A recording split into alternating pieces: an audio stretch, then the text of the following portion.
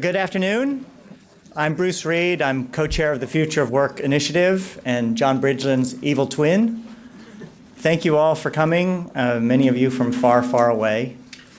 None of us would be here if it weren't for the determination and bipartisan collaboration of our honorary co-chairs, Senator Mark Warner and former Governor Mitch Daniels. Bridge and I want to thank Walter Isaacson and Elliot Gerson and the extraordinary Aspen team for hosting this initiative and this event. Aspen is the perfect platform for these issues because it forces everyone to do a rare thing in Washington, try to learn what we're talking about before we decide what we think.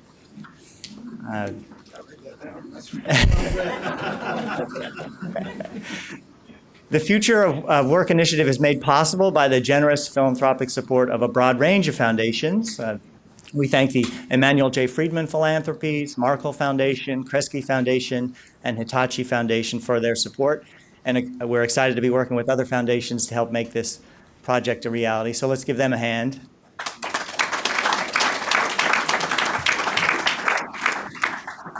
This is our first event, and we're very fortunate to have such a distinguished first speaker, Secretary Tom Perez. Tom has had an extraordinary run in the Obama administration with never a dull moment. 4 years as Assistant Attorney General for Civil Rights at the Justice Department, the last 3 years as Secretary of Labor. I got to know him well when I was Vice President Biden's Chief of Staff, and he was one of Vice President Biden's favorite members of the cabinet. The Secretary has been a tireless advocate for better jobs and higher wages, more skills and more effective training, a stronger voice for labor, and a level playing field for workers. From the outset, he's pushed for measures to reward and support work, from equal opportunity and equal pay to child care and paid leave. He's fended off all kinds of nonsense from other parts of town.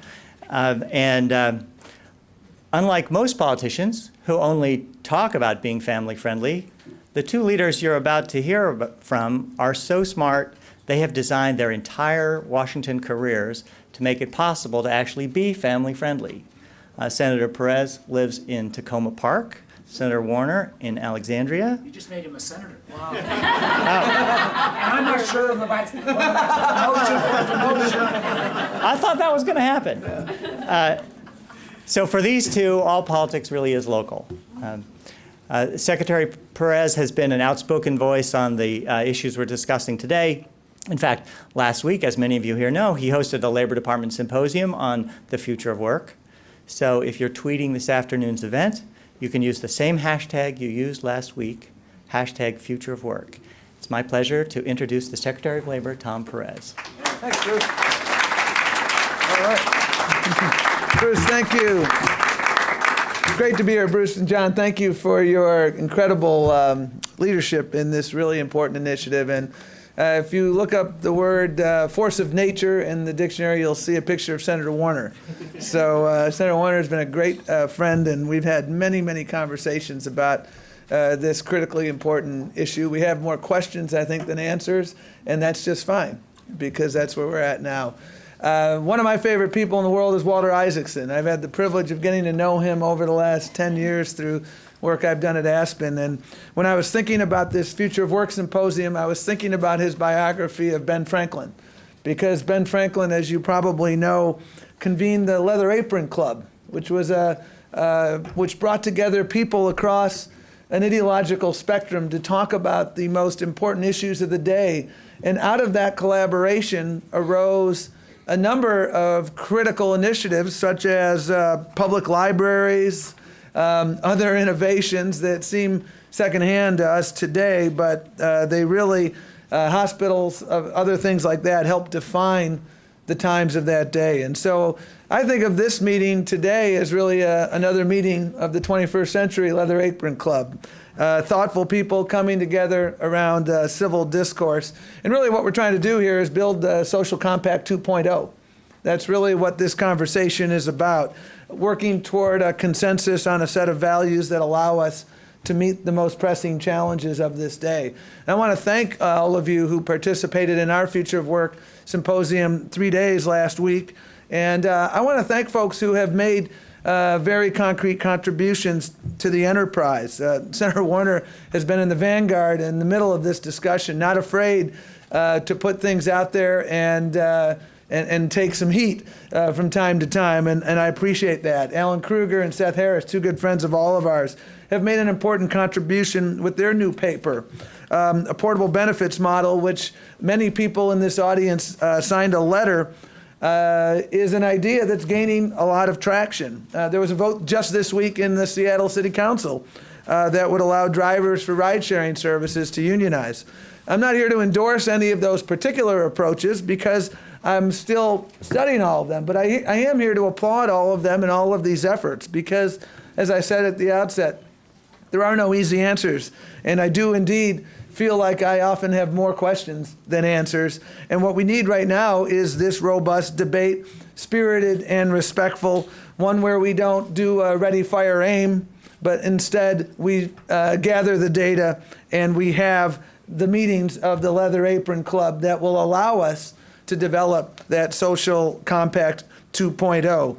And we learned a lot from last week. We learned a lot about the need for more data because we want to make data-driven decisions. And frankly, we don't have all the data that we currently need to make the decisions that we want.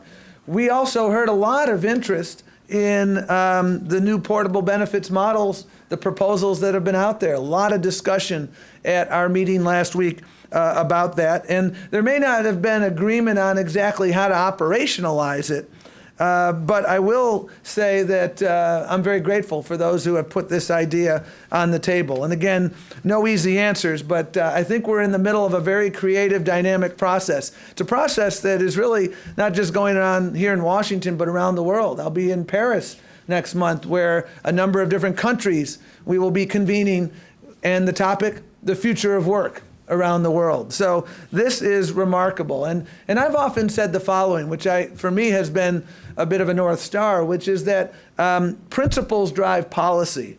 And the various dialogues that we're having right now about the future of work, I hope that what we can do at the outset is come together around a set of shared principles that can inform the policy that ensues. And I'll talk about some of the principles that we think ought to inform that debate in a moment. But I do think that that is a really important point to keep in mind. I also think it's equally important as we debate and discuss the future of work to have a pretty good understanding of the past of work. Because when you fail to study and understand history, we sometimes repeat the mistakes of history. And when you think about where we were at the turn of the 20th century, I suspect that there were conferences on the future of work going on. They may not have been recorded. There were no hashtags. But you know what? Times were changing, to quote Bob Dylan and others. And the times that were changing were this. Folks who grew up on a farm were now working in the city. They were working in factories. If you were working in a bakery factory, chances are you were working many, many hours. You were receiving dismal wages. Safety issues were significant. And there was a Supreme Court case in 1905, Lochner versus New York, which said that a 10-hour limit on work was an unconstitutional imposition on freedom of contract. And so that was the world we lived in. And the nation struggled at the turn of the 20th century to come up with social contract, perhaps 1.0 or 1.5. And eventually the Depression became a tipping point, and mass unemployment led to a series of laws that regulated commerce to make work more tolerable. And you know all those laws, the Fair Labor Standards Act, the National Labor Relations Act, so many other laws that were passed that became part of that social contract.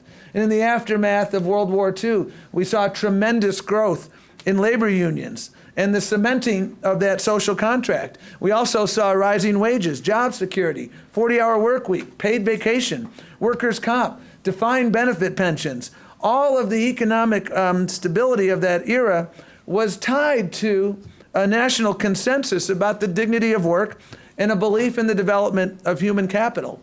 But around the late or mid-70s, things began to change. Productivity and wages ceased rising in tandem.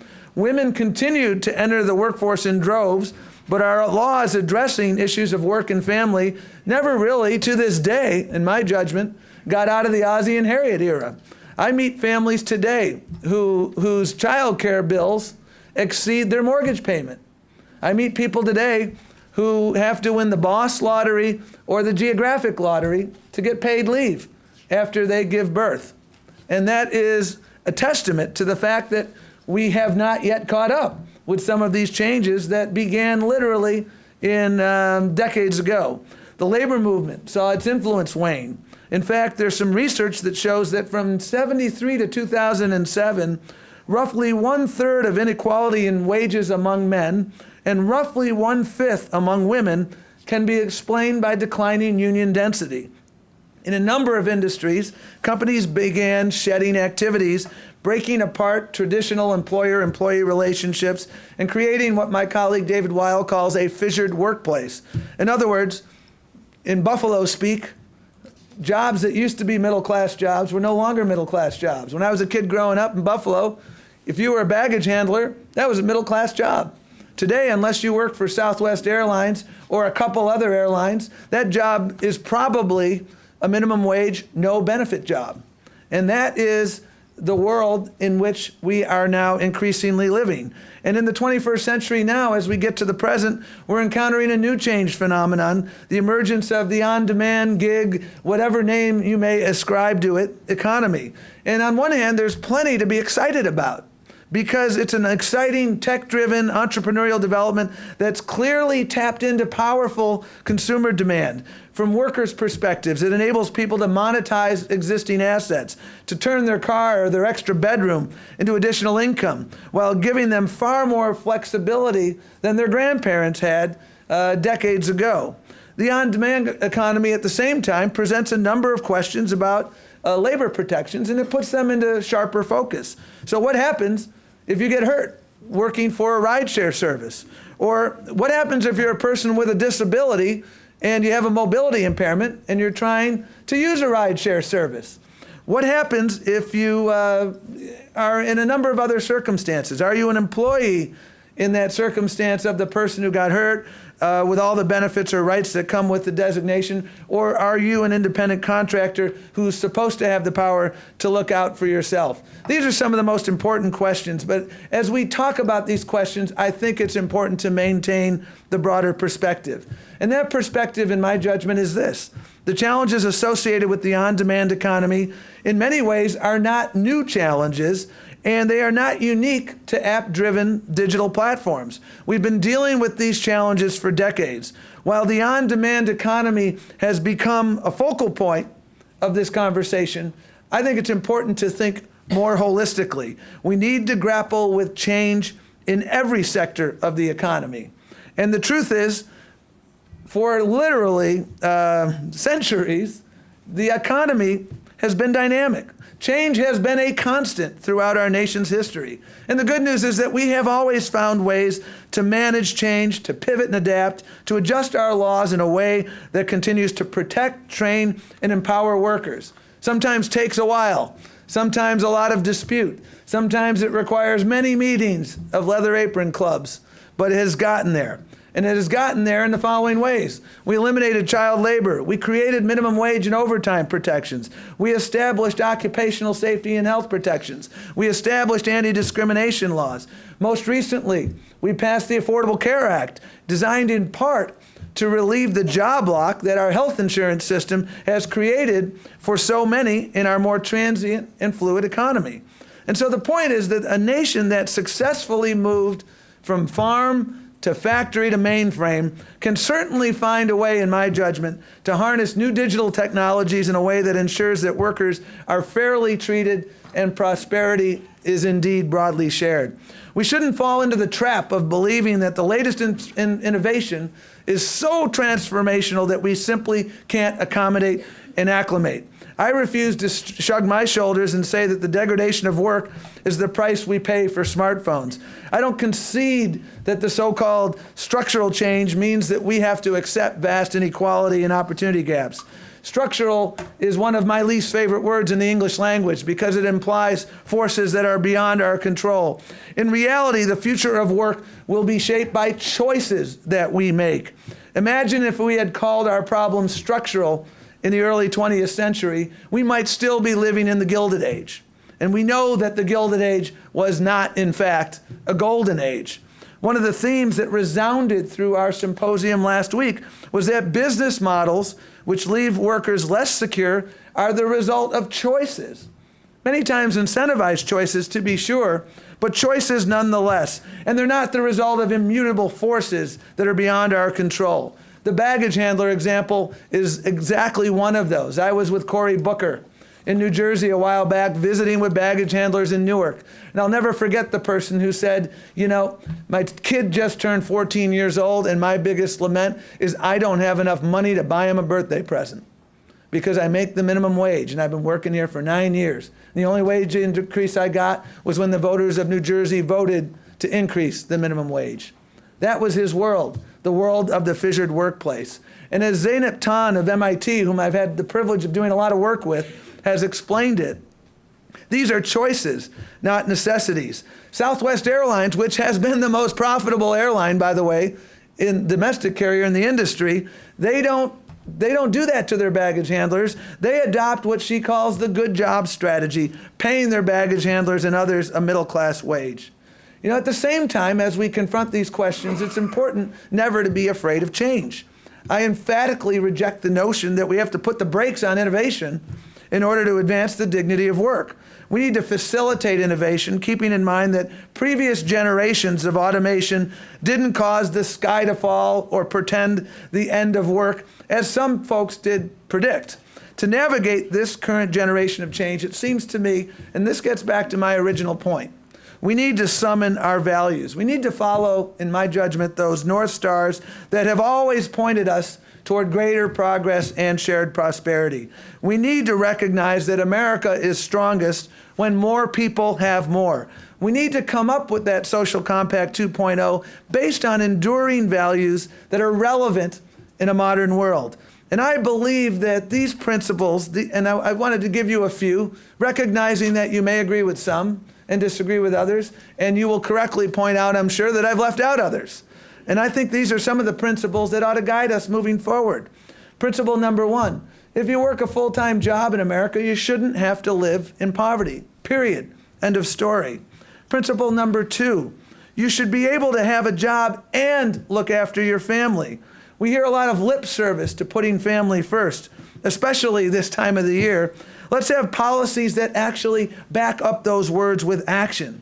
It's really time for us to lead on leave. The United States is the only country, and I've traveled to many countries talking about paid leave. Not only are we the only country in the industrialized world that doesn't have some form of federal paid leave, but we're the only country where this issue has become ideological and partisan. Nowhere else in the world is this issue ideological and partisan. Principle number 3, everyone should have a safe workplace because no one should have to trade their lives for their livelihood.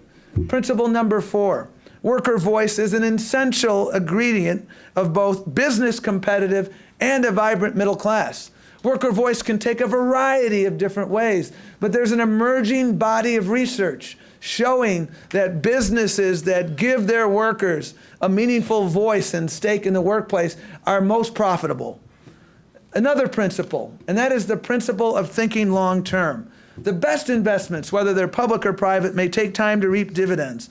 When we invest in early childhood education, that is the quintessential long-term investment that we know will pay dividends. When Henry Ford doubled the wages of people on the assembly line, his immediate short-term costs went up, but his long-term dividends were priceless and measurable, I might add. And so let's choose the next generation over the next budget cycle or the next quarterly earnings statement. Let's also, and this is another principle, reject false choices. Government can create a strong climate for business at the same time that it invests in a strong workforce and at the same time that it protects workforces. It's simply not true, in my experience, that employers need to pick between return for their shareholders, a good product for their customers, or fair treatment of their workers. They can and must do all three. It is not a zero-sum game. I've met so many employers in the privilege of my current job who believe in measuring success by stakeholder value rather than exclusively shareholder value. And they have learned that shareholders are best served when stakeholders, all stakeholders, are well served. And one of the false choices we need to reject, especially with the emergence of the on-demand economy, is the one between innovation and regulation. Innovation and regulation can and must be complementary and not contradictory forces, together creating long-term growth and shared prosperity. We need inclusive innovation that doesn't leave anyone behind. The concepts of proration and portability that David and Nick and others have put forth are prime examples, in my judgment, of features of the social contract that can be central to inclusive innovation. Worker protections are not a square peg to a modern economy's round hole. They represent timeless values, not to mention the law of the land, by the way. And we can embrace cutting-edge business models without sacrificing protections. We should celebrate and encourage innovation while understanding there's nothing about it that requires a Wild West approach or race-to-the-bottom activity. And so these are some of the principles that I put forth. And they're based on my outreach with businesses, with workers, with academics, with others. And I'm confident that you agree with some, and I'm equally confident that you may take issue with others, and I'm certainly confident that there's more that we could have here. And that's what we're doing here at the Leather Apron Club. Listening and learning, having this dialogue in the months and years to come, figuring out things that work, principles of common application that can drive policy. I hope we'll continue to work together, and I think the Aspen Institute is the perfect place to have this conversation about shaping the future for work. Because what this is really about today, folks, this is a conversation of what it means to be middle class in America. This is a conversation about how we can indeed build shared prosperity in the 21st century. I'm confident we can do it because we've done it before and we can do it again. And with leaders like Bruce and John and Governor Daniels and Senator Warner, I'm very, very confident that we'll move forward. So thank you for allowing me to say a few words, and I'm sure we'll have a great day today. Thank you.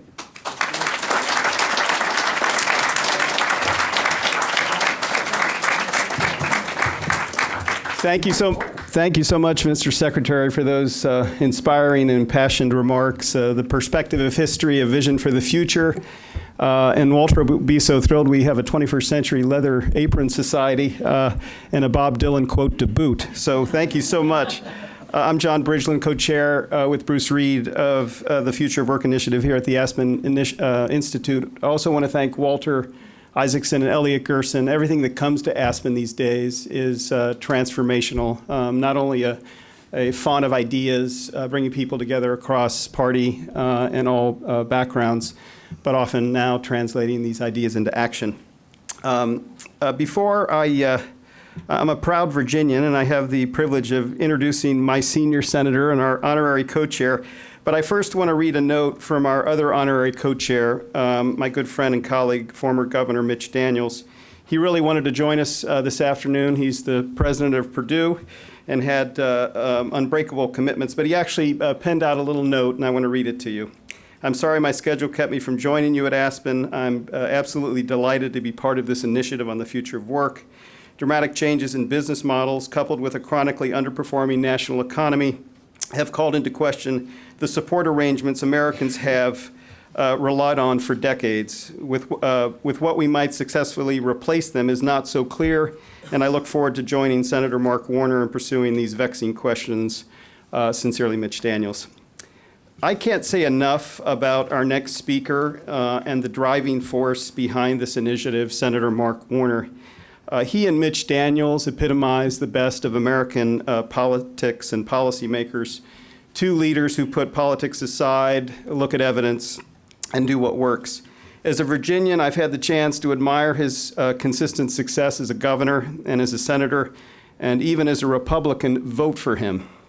In Richmond and Washington alike, he has shown a remarkable and all too rare ability to work across party lines to get things done. In fact, as the head of the National Governors Association in 2005, he mobilized all 50 governors across party to say that we need a common calculation for high school graduation rates in the United States. All 50 governors signed it. It affected a sea change. Just yesterday, the National Center for Education Statistics reported an all-time high of 82.3% high school graduation rates. which means since the time that compact was in place, 2 million more students graduated from high school rather than dropping out. And it just seems like anything he touches, anything he works on, he's just a force of nature, as Secretary Perez mentioned. On the future of work, once again, Senator Warner has been far ahead of the game. He's determined to bring Washington's attention to the future of work and the social compact workers of the 21st century will need. I'm delighted to introduce this force of nature behind the initiative. Please welcome Senator Mark Warner.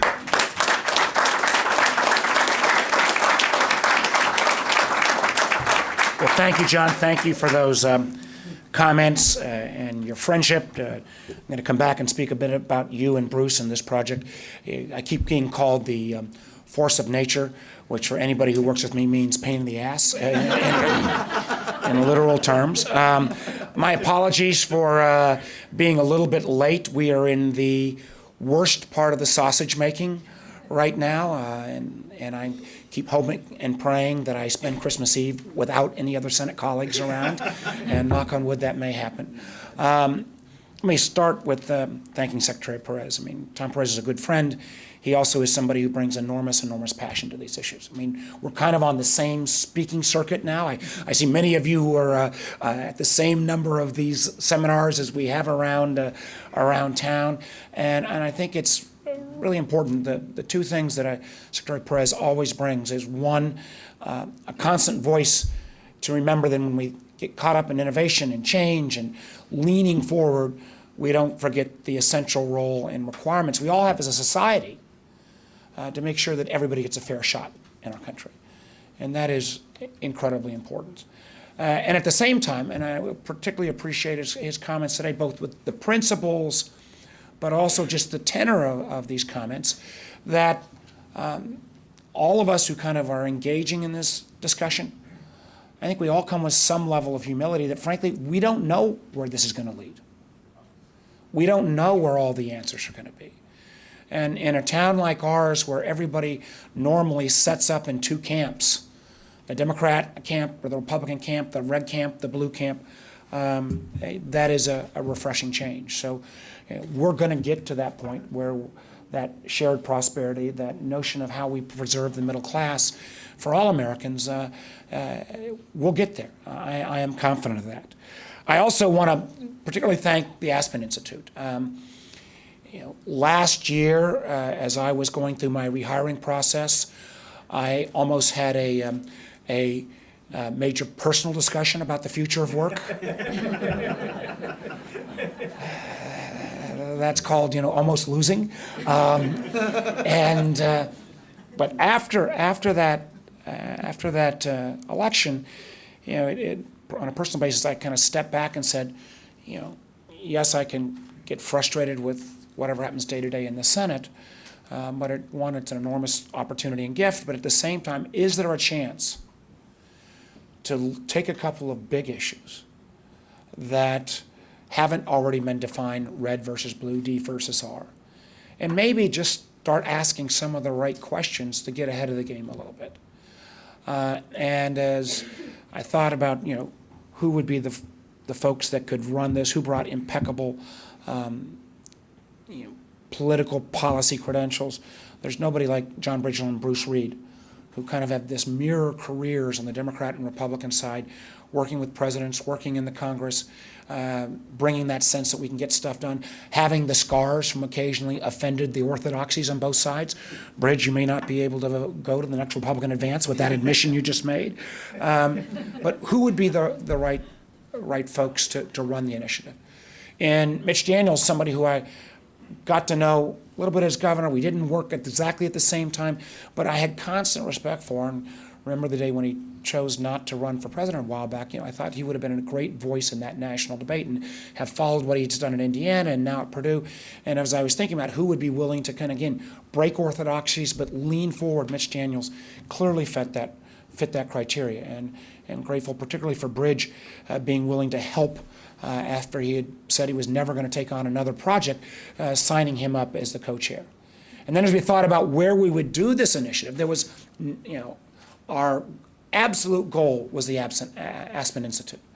Again, like so many of us in this room, we've all been caught by the infectious nature of Walter Isaacson over the years, but also folks I've been friends for 25 years with Elliot Gerson, who keeps the wheels rolling at this critical institution. And there's so much work that Aspen has already done in this space, with Judy's work and Maureen's work and Ida's work, all that kind of are related to this notion of income inequality, changing nature of the social contract. I mean, there could not be a better spot. And our goal in this effort is not to duplicate, not to try to reinvent the wheel, but to work with all of you who are either on the front lines of policy or on the front lines of worker protections or on the front lines of innovation to kind of get it right. And we've gone through part of the list of funders. The list is of those who've said yes is much, much more extensive. I think it is going to be, as a former venture capitalist, I can say at this point we have the A brand of seed investors from both the business side and from the foundation side.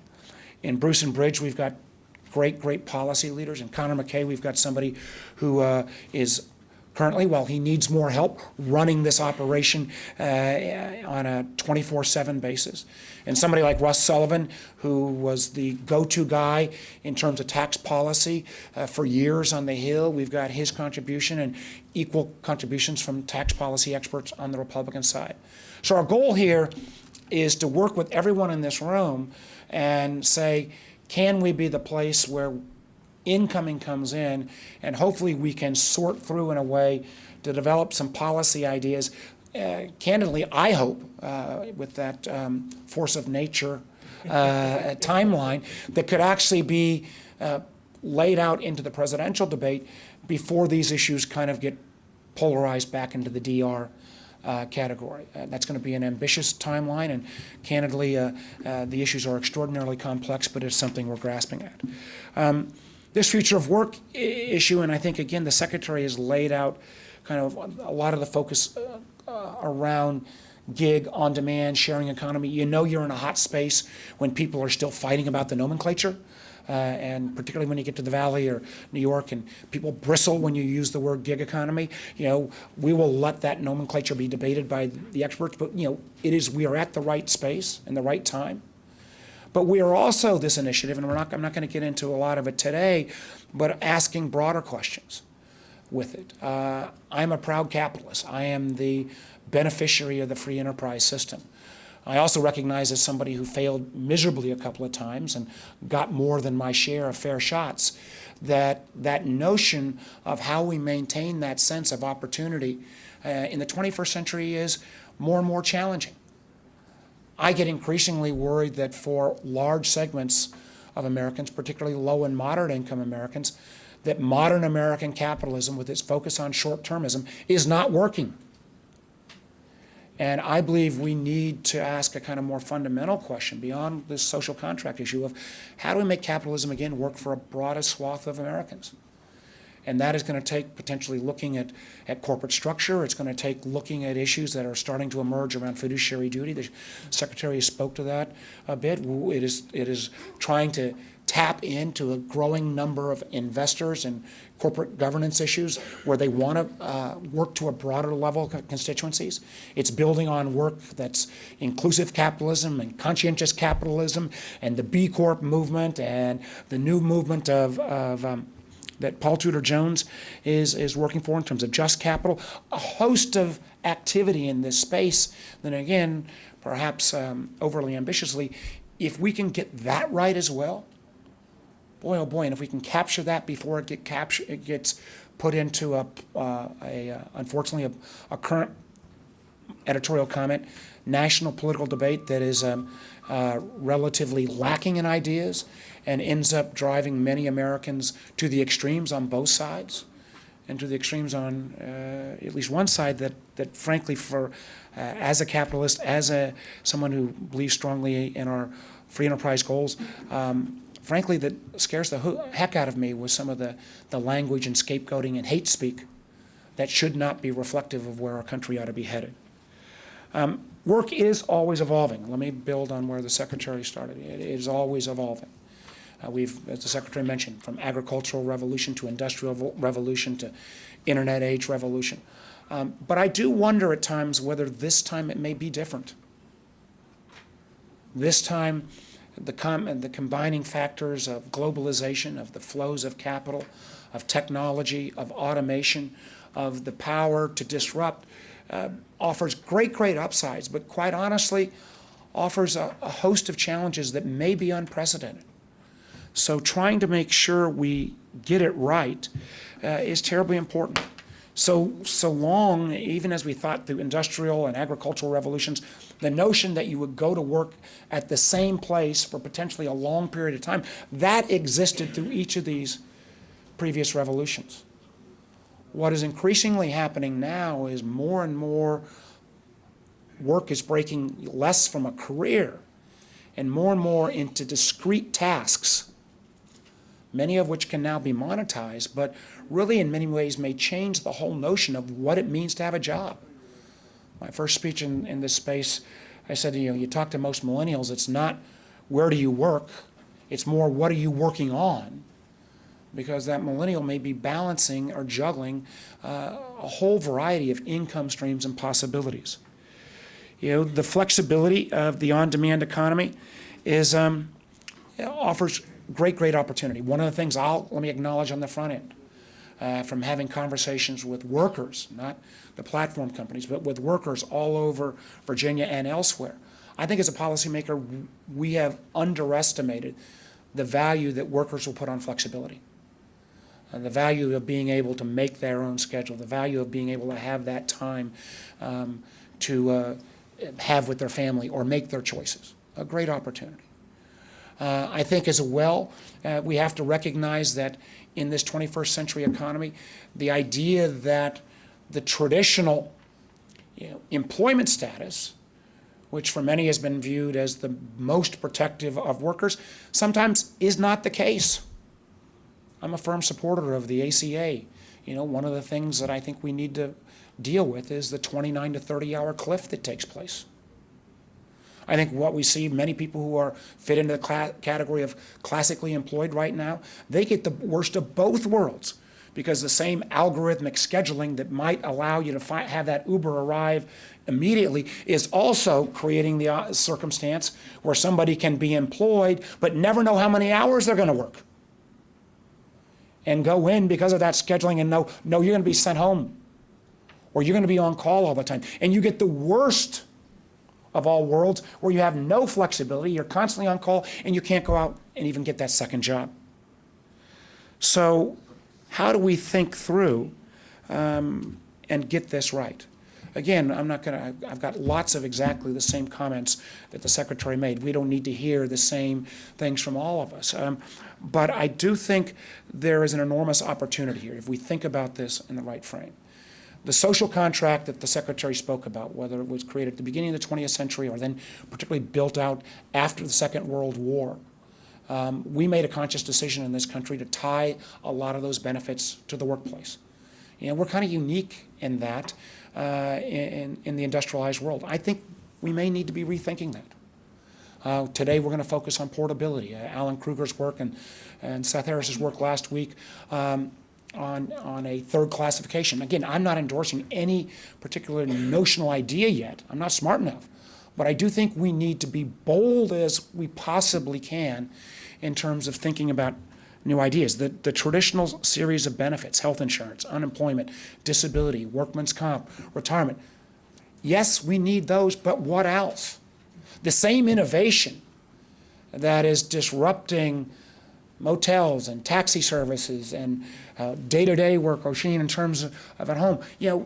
We ought to be able to unleash that same innovation as we try to really think and work with workers about what does the social contract look like in the 21st century.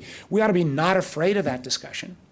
We actually ought to say to a lot of these companies who are saying, hey, we've got some great ideas. All right, have at it. Let's see you put your money and your ideas with that same kind of innovation on the table.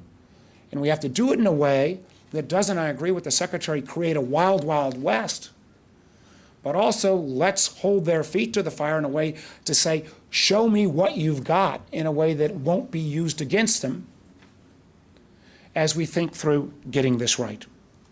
For example, I think a lot about unemployment insurance. If you're working in a ride-sharing service and you're working machine for a handy part-time and you're selling something on Etsy and you may be renting out your apartment occasionally for Airbnb, the concept of unemployment insurance may not work. But the flip side is, if you've got those same kind of things, particularly if you're a driver and you're renting out your apartment and you have a blizzard for a week, you're up the creek. So maybe we need to actually be more forward-leaning and think about, income insurance rather than unemployment insurance, and how we flatten out these bumps, the disruption that Americans have right now. We've all seen the Fed data in terms of the inability for $400 or $500 to have that kind of unexpected bill without that family being put in chaos. What are ways that we can even out the bumps in a workforce, in a workplace that I think, whether we like it or not, is going to be more and more disrupted?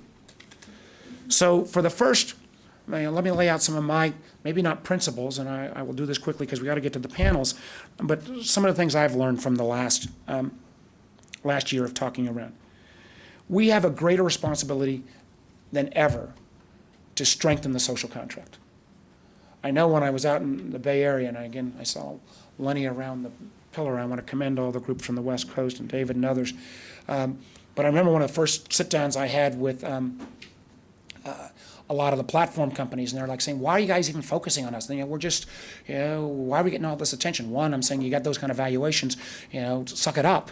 But two, they need the history lesson a little bit from the secretary, because this dual classification component of, we only got two options. There have been a lot of bad actors that didn't start with the gig or on-demand economy, that started in the 80s and 90s with reclassifying workers and going in to that janitorial service person saying, hallelujah, you're now an independent contractor, and by the way, you now have to buy your mop, you still have to show up on time, but you get to be an independent contractor. Let's face it, there's been a ton of abuse, and under the guise of flexibility and innovation, we can't simply sanction that offloading of social responsibility and benefits. Because quite honestly, and I say this as to my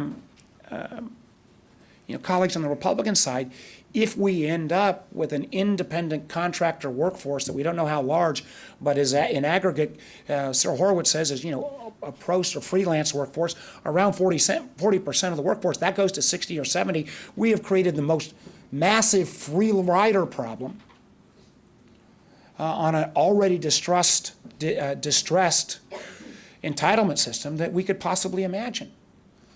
So trying to make sure there is some shared responsibility along the way is terribly important. Secondly, if we are, my point I already made, if the platform companies are saying they want to do the right thing, let's let them try. Let's let them have some of the space to try some pilots to see if they can bring that same level of innovation candidly to a world around benefits that hasn't been disrupted since the 30s, 40s, and 50s. And let's not do it in a way that alleviates responsibility, but let's let them have the innovation without the undue threat that these very benefits that could be offered, that will be used against them if a particular model doesn't work. Third is, and again, the Secretary, I'm glad to hear, and we've talked about this privately, I think it's important to acknowledge his comment as well, that innovation is not the enemy. That innovation is not the enemy. And we, frankly, even if we felt that way, we're not going to be able to slow innovation. And if it doesn't take place in this country, it will take place elsewhere. And if we've seen time and again, as these battles have emerged in various communities, voters will vote for innovation. So getting this right in a way that that recognizes that innovation can be an enabler and a force for progress is terribly important. So to all of those innovators, many of our friends who came from the West Coast, help us get us right. Help us get this right. Chances are we don't have all the answers in the 21st century. But at the same time, recognize that, I don't have a lot of sympathy for those who say, well, we have no obligation at all. We're just a tech company. we're not this or that. You know, listen, for us to not have this legislated top-down solution on you, you got to be in this fight, in this discussion, candidly in a much more active way than you've been so far. And the remarkable thing, as I found, and particularly whether it's because they are millennials, most of these entities, I think, do want to get it right. And the one great piece of news that we have from data, with the millennials now being the largest segment of the workforce, they, more than any previous generation, want to work with and work for companies that do have that social responsibility. I want to also thank all of the enterprises from the business side and the labor side who laid out a different set of principles, or similar set of principles a few weeks back. They're going to be here to lay out more of that this afternoon. You know, we've talked about some of the different models. I mean, I think there may be consumer models. I think there may be models that would not be driven necessarily or administered by government. You know, I do think there's an incredible chance, I see Noah and others in the audience, thinking about other platforms that could help get this right. So I'll close with this. One, for all of you who are the regulars at these kind of sessions, I hope that this future event work project at Aspen can be the safe space. Go develop your ideas if you want to elsewhere, but be the safe space where we try to get it right. All ideas are welcome. No idea will be rejected.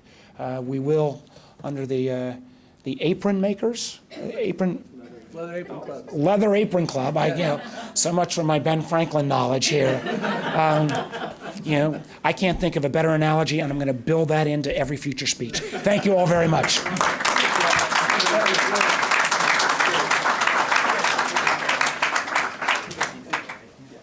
And my apologies, I've got to go make sure that try to make sure that the so-called budgeted yield that was announced last night at midnight doesn't fall apart before it gets voted on, hopefully by Thursday or Friday. Yeah, so the secretary needs to get to his son's middle school basketball game, and the senator's going to the middle school activities he described, so.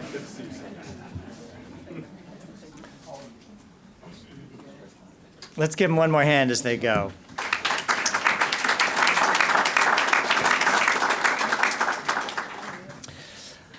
A few more things before we get to the panels. Just to recap what the senator said, this is a year-long bipartisan initiative, a couple straightforward goals. First, we want to arm policymakers with more data and evidence on the on-demand economy, because we can't influence what we don't understand. As many of you know, the last government survey on the independent workforce took place 10 years ago. So think of what that means to rely on data a decade old. If Uber and Lyft ran on federal data, your driver would just now be arriving to pick you up wherever you were standing 2 years before the iPhone was invented. Our second goal is to work with the great minds in this room, around town and around the country, to come up with great ideas. It's going to be a crucial showdown between the can-do mentality of Silicon Valley and the let's not say we did mentality of Washington. But to truly address the challenge, as the senator said, both sides are going to have to get outside their comfort zones and embrace some risks. And here at Aspen, we are going to be doing what the Force of Nature just said. We'll be putting out an all-wonks bulletin for new ideas, studies, and convenings. And to harvest all of your great ideas, we're going to be working closely with some of the Bay Area's finest, Greg Nelson, Libby Rader, Natalie Foster, Lenny, who's behind the pillar, who played such a crucial role in forging this coalition for portable benefits and putting this event together. And as the senator said, we're hoping in the process that all the focus on the on-demand economy and the attention that it brings will shine a spotlight on the fundamental questions that so many of you in this room have been raising for years about the future of work for low and lower middle income workers. That's what makes this upcoming panel discussion so important. Bridge? We've had a little cabal. I also want to thank Maya McGinnis, who's around the barrier here, and Kristen Sharp, who just left with Senator Warren, David Halleck, who've been so terrific and just meeting regularly. So when we came with the tornado of Mark Warner and Mitch Daniels and creating this future of work, instead of being turfy, the three individuals at the Aspen Institute who have extraordinary initiatives already and some for many, many years said, let's cooperate, work together, and generate ideas to advance three things. One, to accelerate the collection and reporting of better data. We can't envision a future that we don't fully understand. Second, to generate creative solutions. And third, as Senator Warner said, to try to inform the presidential and national debate. So I wanted to call out first, the Aspen Business and Society Project is headed by Judith Samuelson. Judith, can you stand up, please? Which engages leaders from MBAs to CEOs in an effort to put common sense decision-making at the heart of business practice and education. Second, the Aspen Financial Security Program headed by Ida Rademacher, if you could stand, Ida, who will speak in a moment. Her program is dedicated to solving Americans' most critical financial challenges and to shaping policies and financial products that enable all Americans to save, invest, and own. And third, the Aspen Economic Opportunities Project headed by the wonderful Maureen Conway, which advances promising strategies and policies to help low and moderate income Americans succeed in today's dynamic economy. Please join us in congratulating each of them for their extraordinary work.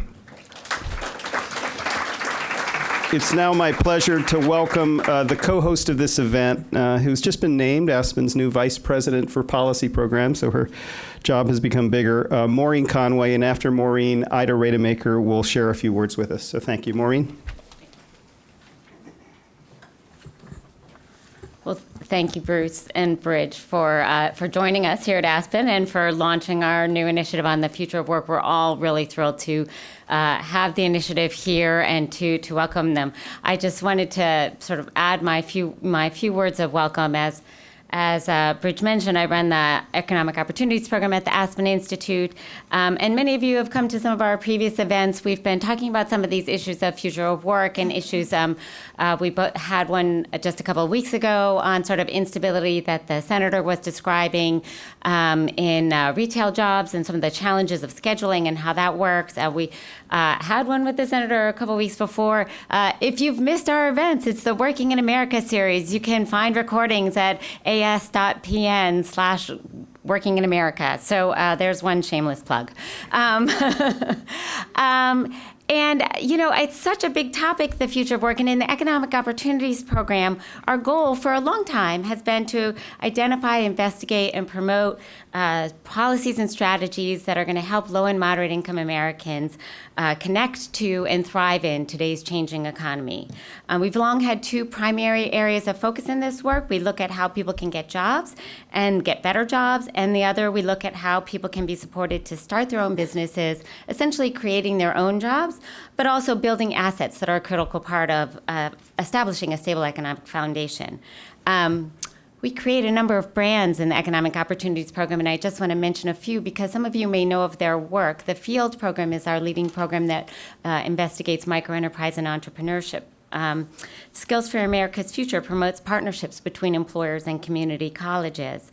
Upskill in America is an employer-led initiative focused on how companies can invest in their workforce and expand economic opportunities programs. And for many years, I've run the Workforce Strategies Initiative, which does applied research, evaluation, and leadership development in the area of workforce development and job training. And what all of this means is that for those of us in the Economic Opportunities Program in our day-to-day work, we're not only running events, but we're out in many communities across the country, and we talk with a range of organizations that spend their days seeking connect people to better livelihoods. Community-based nonprofits, community colleges, community development finance organization, government officials, many places. We're talking to people about what's going on in this world of work, and in particular, we're also talking to businesses and the workers and job seekers that are trying to get ahead in today's economy.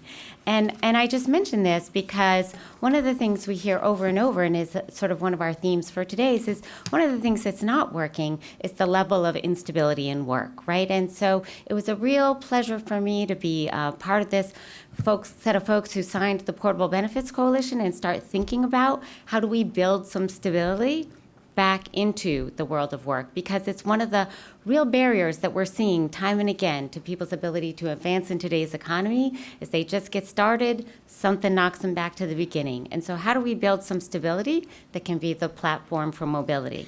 So I'm really just wanted to say that I'm thrilled to be here. I'm thrilled to be part of this important important conversation. I'm looking forward to all of your remarks and comments as we go forward. I think this conversation on building stability is a really terrific place to start a conversation on the future of work. And on behalf of the Economic Opportunities Program and the Aspen Institute, I'm just really glad that we're able to be hosting this event. And now I get to turn the microphone over to my delightful colleague, Ida Rockenmacher. Thank you. Thanks, Maureen. And Bruce Bridge, this is really exciting. I joined Aspen this year, and I didn't know how fortuitous the timing would be, because there really is a set of programs inside of Aspen that have very different stakeholder audiences, very different but diverse groups. And the Future of Work initiative helps bring them all together in some really exciting and well-timed ways over the course of the next year to talk about what this changing nature of work is doing both to short-term stability and of workers, but also to a lot of the long-term pieces of our social contract around retirement and long-term economic security that sometimes don't come into the conversation about day-to-day work. So I'm thrilled to be collaborating and to really be helping to kind of spur this dialogue, examining specific ways that the changing nature of work is impacting the financial lives in the short and the long term of Americans, and specifically of low and moderate income Americans and middle income Americans. The focus of our program at the Financial Security Program has always been, in some ways, looking at how to build a more inclusive capitalism that values the productive capacity of all workers and sees them first and foremost as producers, as well as consumers. But producers, whether you are running a business or whether you're running a household, requires a certain level of stability from which you can take risks, the kind of risks that allow you to invest in your future. So we know that for companies, they require a certain level of certainty in the markets, a certain certainty in regulation, to be able to plan and make investments in the future. And the exact same thing is true for households. And as the social safety net of the 20th century has lacked pace, we are realizing that not only is the social safety net fraying, it really wasn't even cast in certain areas. And so as more and more risk has been taken on by individuals, we're finding that in order to alleviate that risk, they're needing to build their own personal financial cushion. And the amount that they can save, both for short-term emergencies and for long-term retirement, is dwindling. Not only that, but their ability to even focus on those long-term decisions is dwindling because there is so much of their mental capacity and just daytime work that's spent learning how to juggle multiple jobs, multiple opportunities to make additional income. And so as we see more and more folks being reclassified or working in contingent ways, I think the long-term implications are something that we are really excited about bringing into this conversation, talking about opportunities to rethink what is in the Social Contract 2.0, as Senator Warner said, not just about updating the existing benefits that need to be portable, but thinking about the additional kind of tools that need to be in that toolbox for workers to equip them for both stability, for resilience, and for making the kind of choices that set them up for long-term success. So it's our pleasure to be working with all of you, and I thank you very much. Wonderful. Thank you. Thank you, Maureen. Thank you, Ida. Everybody stand up. We're going to get a little life and energy and blood flowing. I know we've had a lot of speakers. Good. I work a lot with General Stanley McChrystal, and he requires us to stand up for our entire meeting, so you'll be able to sit down in a minute. All right, you can sit down.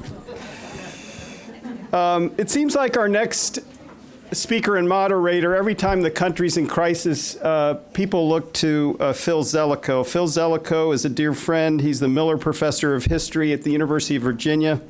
Talk about sharing. He has been sharing his talents with the country on so many fronts for so many years as executive director of the 9/11 Commission, as executive director of the Ford-Carter Federal Election Reform Commission, and in various jobs around the federal government over the past 30 years. Most recently, before returning to Virginia, he helped lead the Rework America effort, co-chaired by Zoe Baird of the Markle Foundation and Howard Schultz.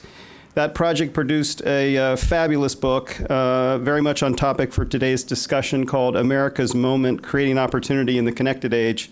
So please warmly welcome Philip Zelikow. His daughter is in the audience, so he's under a lot of pressure today that he usually isn't. Warm welcome for Phil to open and moderate our first panel. Phil.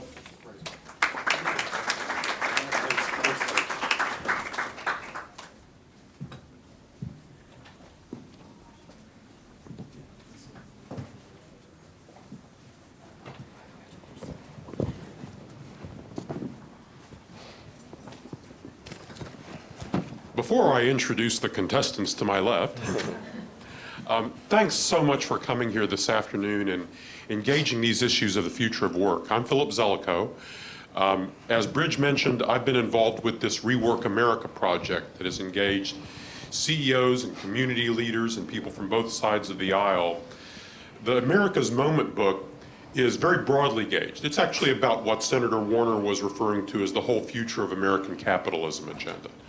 So it discusses issues from capital and finance to education to labor markets to R&D, the whole gamut with a historical context. But this future of work focus in the labor market is really important. We've got a terrific panel here to start this off. In kind of introducing and setting the scene for this, it's worth keeping the history in mind.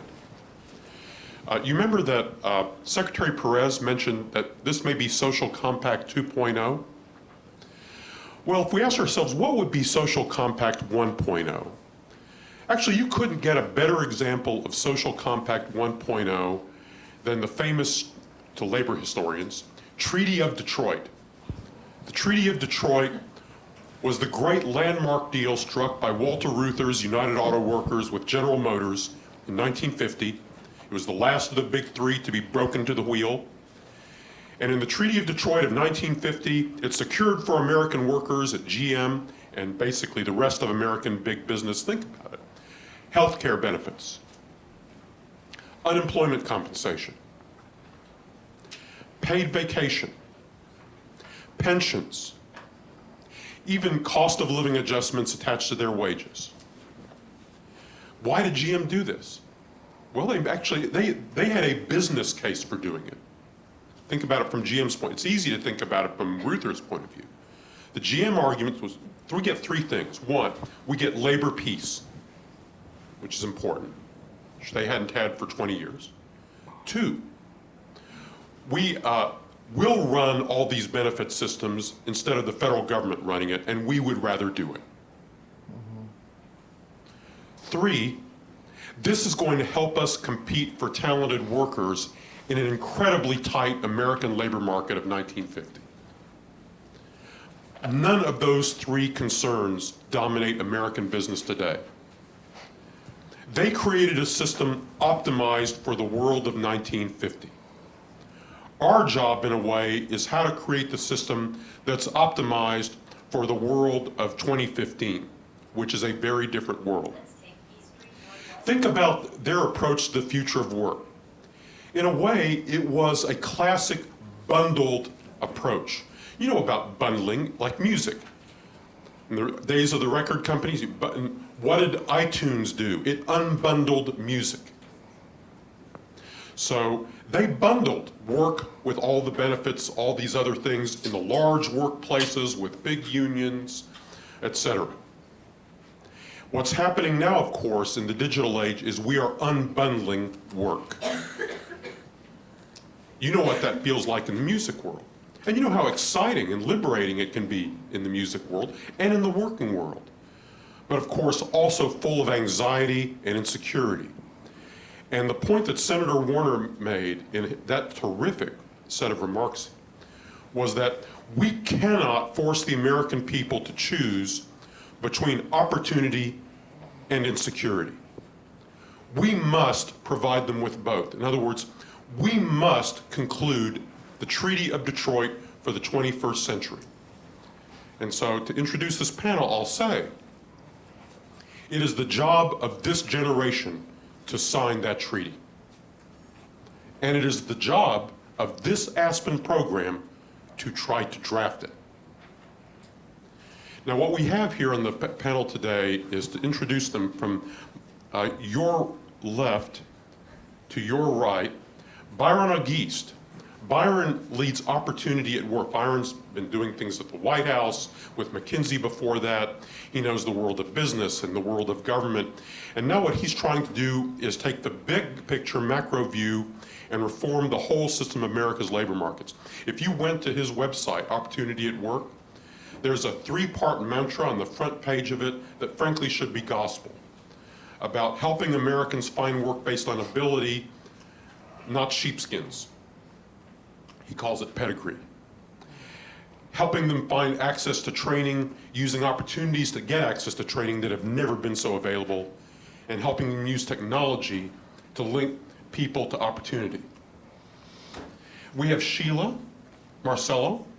Sheila is from care.com, and care.com is one of the platforms that is revolutionizing the world of work. What care.com does, it connects caregivers to people who need care. And in the same sense, Oisin Hanrahan, at the far end there, is also with another one of those platforms revolutionizing that world. He's with Handy. What Handy does is it connects independent service professionals in many kinds of fields to people who need services in our services economy, transforming that world in all sorts of amazing ways. Saket Soni represents the National Guest Workers Alliance, which is entering the long-standing field of guest workers and trying to figure out how to, in other words, reinvent the whole world of employee power in ways to strike new kinds of bargains for a mobile and unstable and inherently unstable workforce. What I want to do then is, starting with Byron, is in a way ask you to kind of, because you folks are all on the front lines of this in different ways, is kind of basically say, one, explain to the audience why you think this is a big deal, briefly. And then the other thing is, explain to them where you see a misfit between the institutions of that Treaty of Detroit era and what we need for the 21st century. Byron, why don't you start? Okay, great. Well, we're focused here today on portable benefits, and in my world of opportunity at work, and along with colleagues, Anne-Marie Slaughter, who I see here from New America, and many people in this room, we signed about a month ago a set of principles on common ground for independent workers, because we think that it's incredibly important that the basic benefits, the outcomes that the Treaty of Detroit, as you put it, was intended to fulfill, are fulfilled in some way in this new era, and that they're done in a way that's consistent with the kind of flexibility and the dynamism we see in this part of the labor market. So we think it's very important both for innovation and for worker protection, and I think the idea that these are in conflict just seems to us to be a tremendous mistake, because it's really almost an insult to American ingenuity and innovation and creativity and entrepreneurship to think that the only way to develop these new business models is by undermining protections or social insurance and the like. That's just not true. In fact, many of these new models create a tremendous amount of new efficiency, better matching, et cetera. The McKinsey Global Institute estimated that there was about $2.7 trillion of GDP, global GDP, that could be created by these online talent platforms in the next 15 years. So there's an enormous upside, and you don't need to have a race to the bottom in order to realize that upside. And in fact, I think a good litmus test is if differences in regulatory structure are driving business models in one direction or another, then we've got a problem. So the goal here is really to have a level playing field that's consistent with innovation. Now, I think this is important in its own right, because there are millions of people working already in this on-demand economy. But I also think it's important because it's really a warm-up for the big changes we're going to need to be able to make in our labor market institutions over the next few years. The employment from that 1950s or even from the 1970s, there's been an enormous change in the labor market, an enormous change in the way employers make employment decisions, and in a sense, over a lifetime, over a career, almost all of us are now independent workers, in the sense that we can't expect to be with the same employer over a lifetime, and so that social compact is not there. In our work at Opportunity at Work, we would say that today, the way the labor market works does not work for half of the workforce already today. That if anyone who's not taken sort of the straight path through 4-year reasonably selective college degree and through work, or doesn't have a diminishing set of very clear middle-skilled jobs anchored typically in a union contract. Anyone who's not in one of those paths is really kind of in trouble already. So if there's 40 million people who have gone to college but don't have a formal degree. There are millions of people who need to make transitions from one job to another. There are many workers in their 50s. 20 years ago, those who transitioned work in their 40s, on average, raised their income, right? Today, those who transition work in their 40s, on average, see their income diminished. That is a very big change, and it's rooted in very different norms around employer hiring, training, and firing, right? Including recessions where people are laid off across the board rather than held on to as much as they can. So given how fundamental these changes are, we're going to be needing to change a lot more than our rules about the gig economy, but really the rules about the whole thing. And I think one thread I'd like to emphasize in this discussion is that it's not only protection against the downside that is missing in this on-demand economy, the way the rules work right now. You're also not allowed to train people in this workforce today, because if you train them, then by definition, they're going to be an employee. So if you're debating whether this is an employee or whether it's an independent contractor, you can't provide training. And I think that's a fundamental problem, and it's a very deep problem, because as we think about all of the things that get most undermined by the volatility and sort of the dynamism of people moving jobs, training and human capital development is one of the most profound, because if you believe that you're only going to be working with an employee for a short period of time, then the investment in that person's skills you're not going to see that as your highest priority. And I think we've seen that. There's probably been a 30% decline in per worker training in real terms.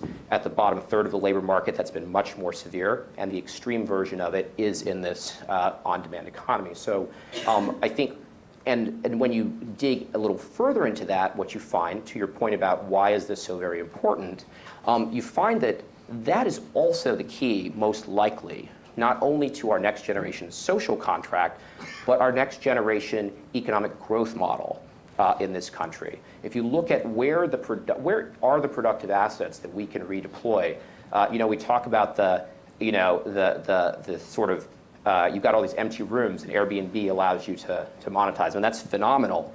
But guess what? We've got massive underemployment and people's talents going to waste. That is orders of magnitude a bigger economic issue. And in fact, if you compare, best we can measure, the value of the human capital stock in this country, it's about $150 trillion to $200 trillion, which is about 4 to 5 times as much as the invested capital, corporate capital in this country. And when you consider that the entire S&P 500, private equity industry, all the consultants, investment bankers, accountants, lawyers, et cetera, who work on the behalf of those institutions, have been turning the crank for 30 years on optimizing return on invested capital, while we've been letting this source of productive capacity, productive potential that's 5 times bigger, we've essentially been ignoring it, and no institutions are truly optimizing it. The individual has the incentive, but doesn't have the information, doesn't have the institutional support.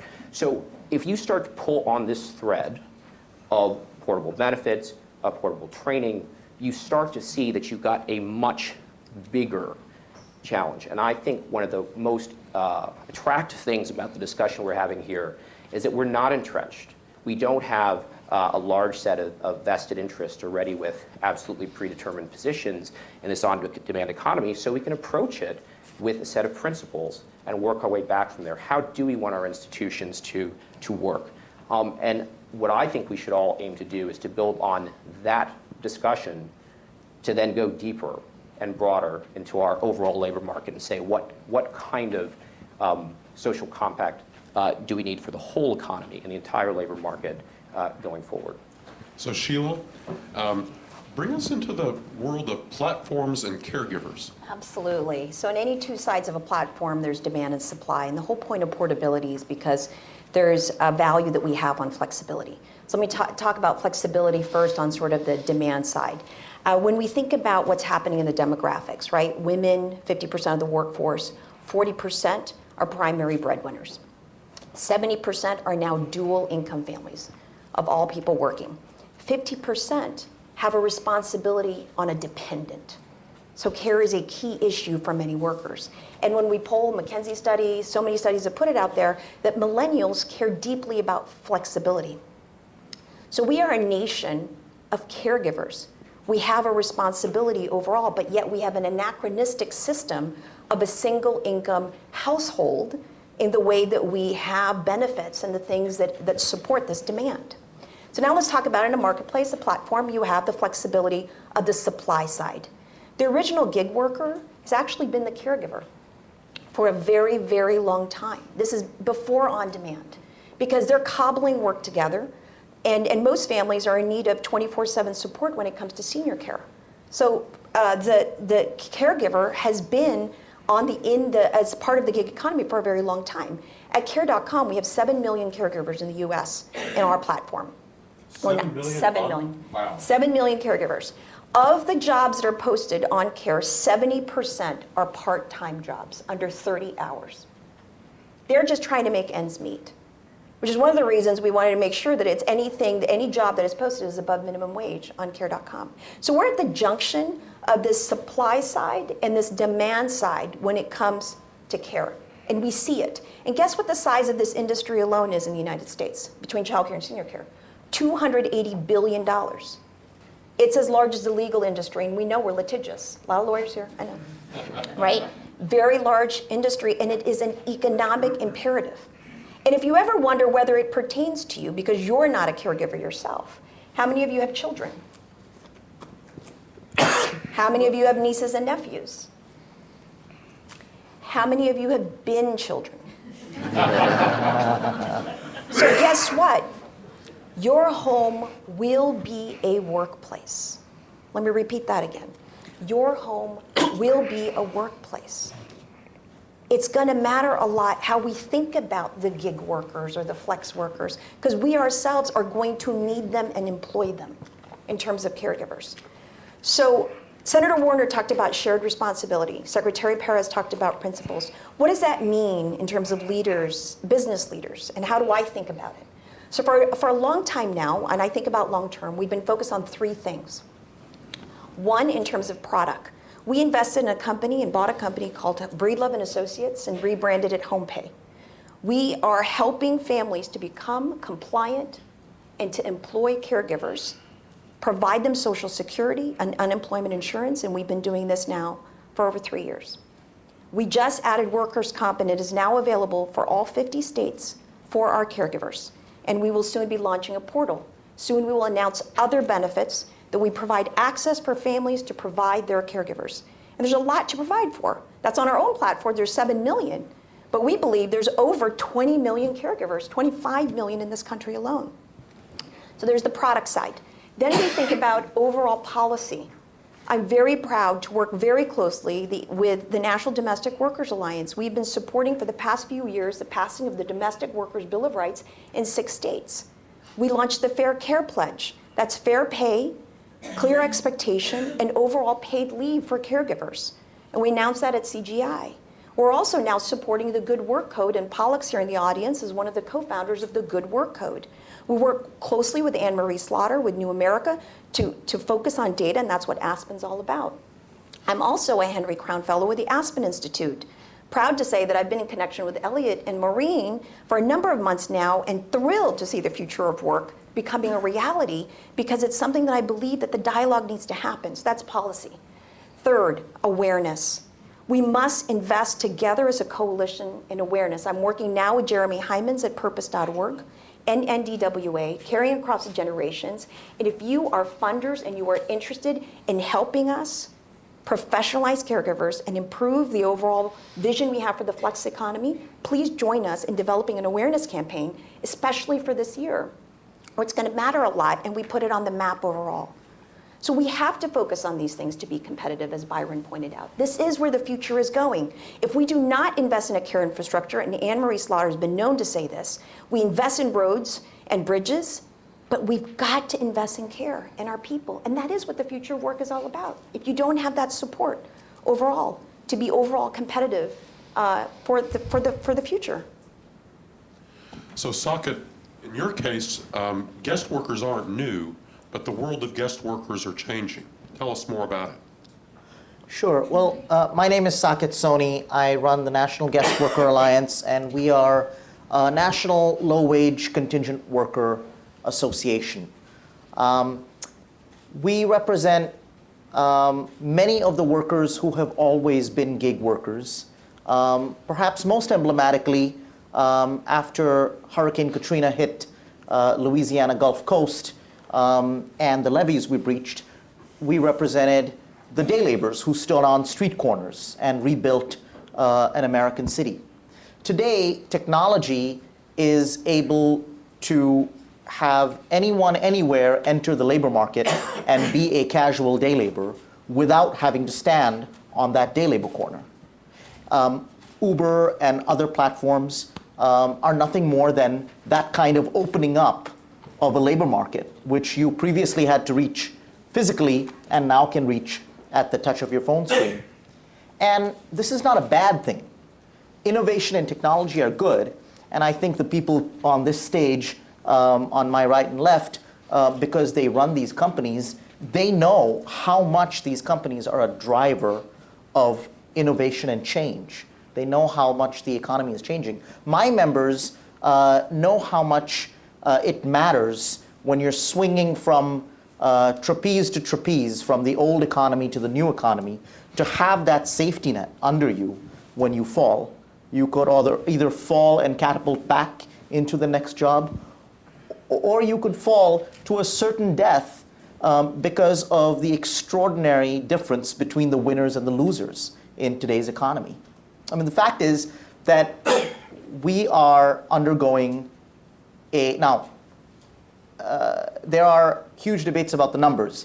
The debates between the various versions of how many contingent workers there are in this economy is the DC Economist's version of a blood feud.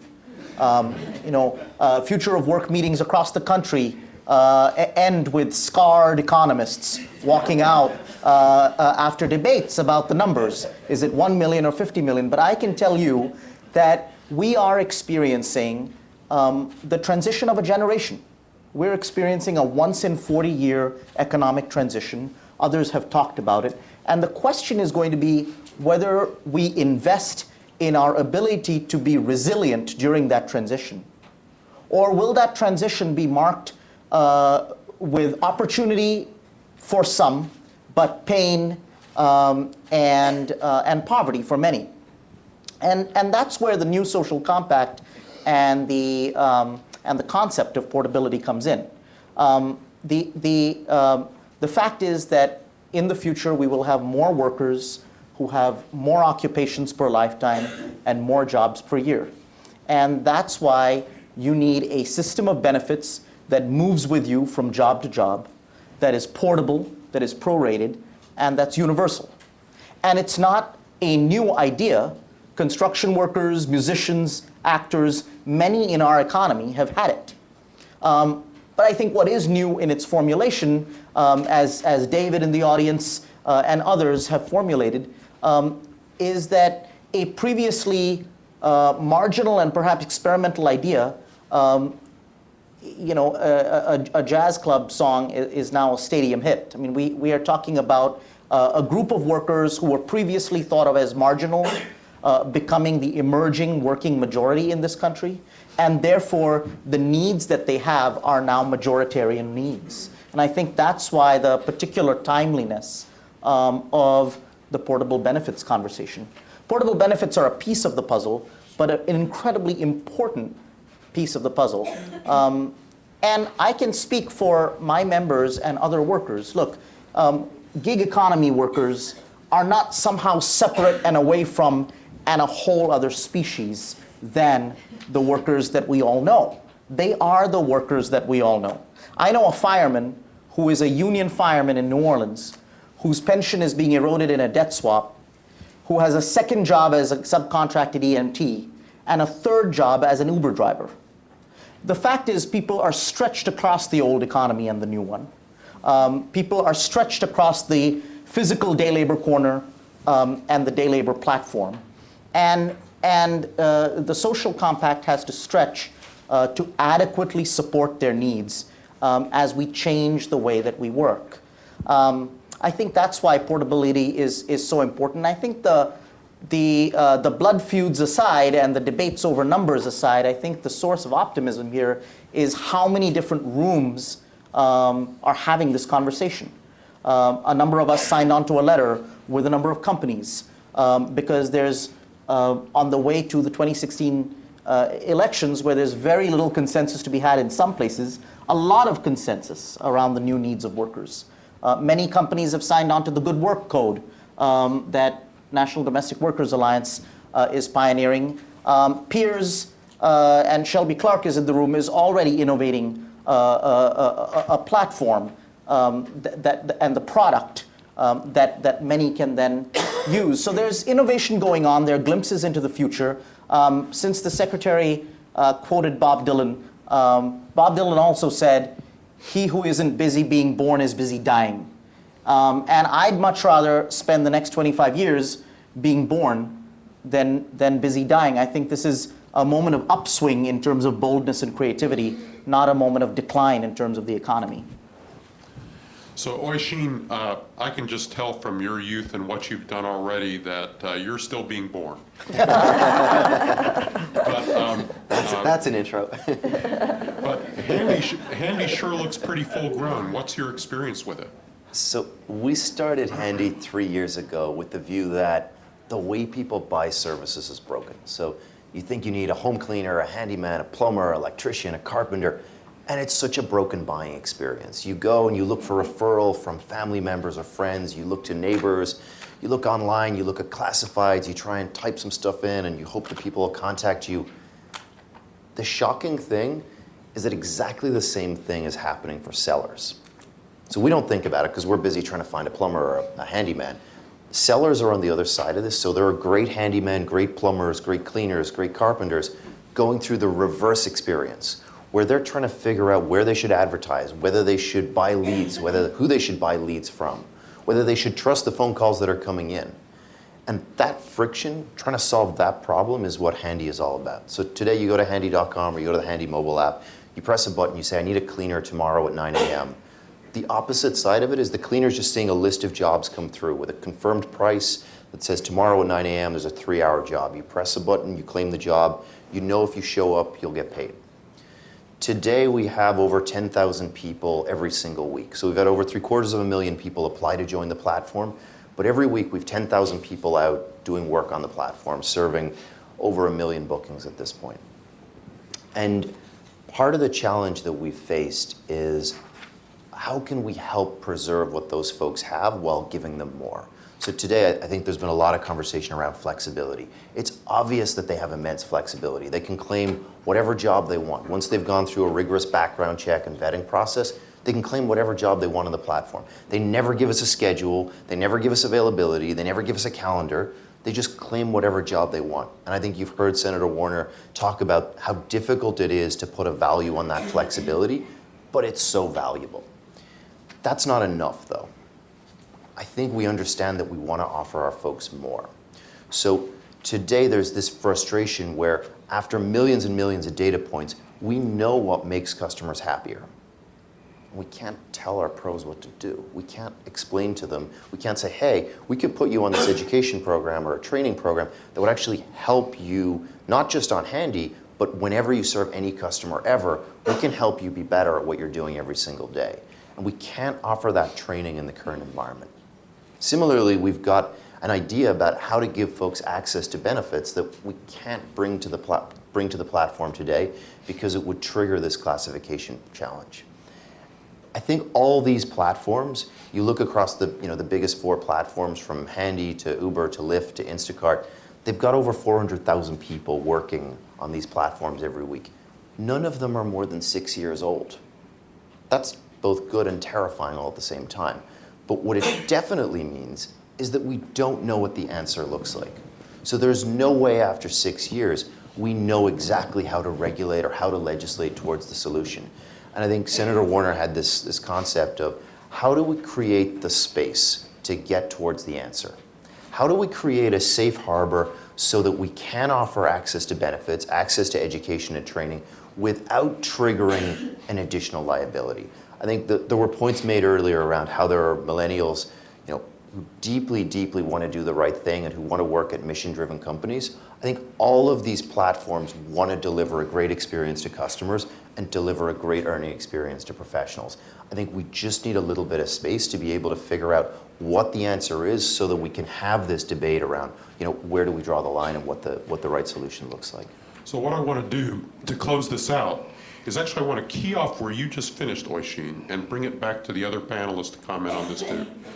Because Oisin, first of all, was stressing that although you often hear about, robots taking people's jobs, technology is a threat to workers, all of these panelists are talking about the ways technology is creating opportunities. But Oisin's pointing out is that the benefits institutions don't fit, and also he has trouble helping his workers take full advantage of these opportunities because the traditional training infrastructure and other things isn't there. So that, for example, this issue of how do you invest in workers in these models? If you treat workers as assets, as Byron said, how do you invest in workers using this sort of model, which Oisin teed up? Saket and Sheila and Byron, starting with you, Saket, is this something you've thought about? Yes, very much. I mean, the key to it is that even though the era of full-time, long-term, predictable employment that is bundled with benefits may be coming to an end, it is still possible to create an experience of rationality and continuity from job to job that offers workers the same sense of life journey as going to work every day for a long time. The construction industry and other industries have done it. And that gets at fundamentally what's valuable about work.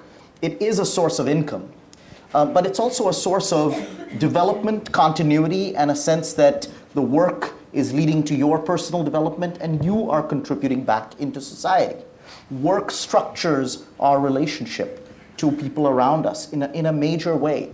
And I think you can construct benefits and schedules in a way that creates that arc of development for workers. It's particularly important. Look, the New Deal that we've talked about all day, the same decade as that New Deal was innovated, in the Bell Telephone Labs, that was the time when the induction coil was placed inside the bottom of the phone, leaving people to produce to dial the ringer independently. If this doesn't mean anything to you, it's for a very good reason, which is that innovation and necessity moved so much past that model, but we have not rewired our social contract to the economic model at the same pace. Sheila, how are you grappling with the problem of how you invest in improving your workforce? It's interesting. I just met with a really dear friend who's an advisor and asked me, how is it that you're partnering with the NDWA? Aren't you threatened that the unions would, why is this your vision? And we've been working with the NDWA now for several years. And in fact, we had the vision earlier on to say we have to represent the millions of caregivers that are coming onto our platform. In numerous ways, in an authentic way, in leadership to make an influence in the industry, as well as investing in the product that I talked about.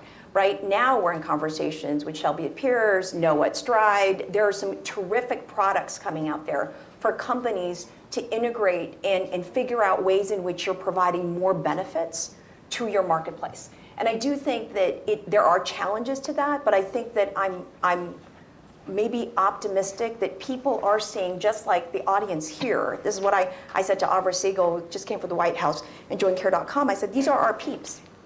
Right? This is the starting point of an organization of all people collating to come together to solve these problems because we must. Because if we're too afraid to face the W-2 and the 1099s and not getting to the forefront and just going ahead and experimenting and saying, we just have to do it. That we're in conversations now with the Secretary of Labor and Senator Warner, and real conversation is saying, creating a positive platform through the coalition to set examples to say, let's go ahead and represent them, come hell or high water, because that is what we're going to have to do.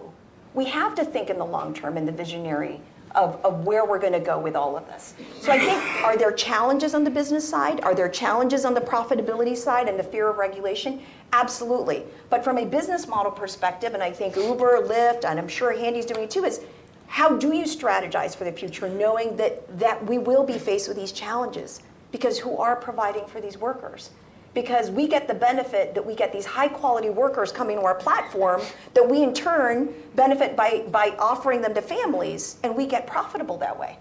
So we've got to figure out a way to solve a solution that is a win-win for all stakeholders, as we pointed out here. Byron, you've had a chance to think about this from multiple perspectives over the last few years. How do you see this problem of lifting the workforce? Yeah, well, I mean, I do think that you hear a lot these days about sort of technology killing people's jobs and whatnot, and I really don't. I think technology is not our problem. Incentives, that's a problem. Our business models are a problem. Our institutions more generally are a problem. We've had 250 years of technology automating work, raising labor productivity and so forth without jobs in the aggregate disappearing. And in fact, on the whole, incomes are rising because individuals can accomplish more, they can deliver more value. And so it's really not the technology, unless you think that we've run out of problems to solve, unless you think that everything's hunky-dory and what else could anyone ever do to make anyone's life better, then technology is absolutely not the problem. And in fact, technology, I think if we get the institutions and the incentives right, there are enormous ways where technology can be used to accelerate learning and actually to make that learning relevant throughout someone's lifetime and sort of much more faster path to sort of better jobs and better opportunities, the ability to sort of signal one's skills, the ability to match talent to task. And Opportunity at Work is working primarily now with information technology jobs, which are actually a very broad range, and many of them can be trained quite quickly. And there you see the institutions of, as you say, hiring. You need to be able to, if someone can do the job, they ought to be able to get the job. They can hire, and then access to training. But it's not just in information technology. So, for example, as I think about caregivers, just to take one small thread among many, cognitive behavioral therapy, right? The ability to interact with those you are caring for in a way that increases their agency, their optimism, is absolutely shown to reduce mortality, morbidity. It creates genuine value. It makes people's lives better. There's every reason why it would be more valuable for the world, and if as many of the caregivers on your platform and beyond were trained in those skills and use them in a daily way. So what stops that from happening, right? It's not technology. In fact, technology would be an incredibly valuable tool. There is technology now to start to train people on these techniques. But Care.com, which sees far more of this field, would be a natural place to go for those skills. But if Care.com can't train people without upending its business model, then that's a problem. It goes beyond that. If, in fact, more than half of this caregiving ultimately is paid for by the public sector, and the public sector caps, pricing just in terms of time and hours, and therefore you actually can't get higher returns for delivering higher value through this training, well then, by definition, we've created a structure in which a race to the bottom is almost guaranteed, because that's we've advantaged. We put our thumb on the scale in favor of sort of a race to the bottom business model. And I think this is something I think that everyone ought to understand.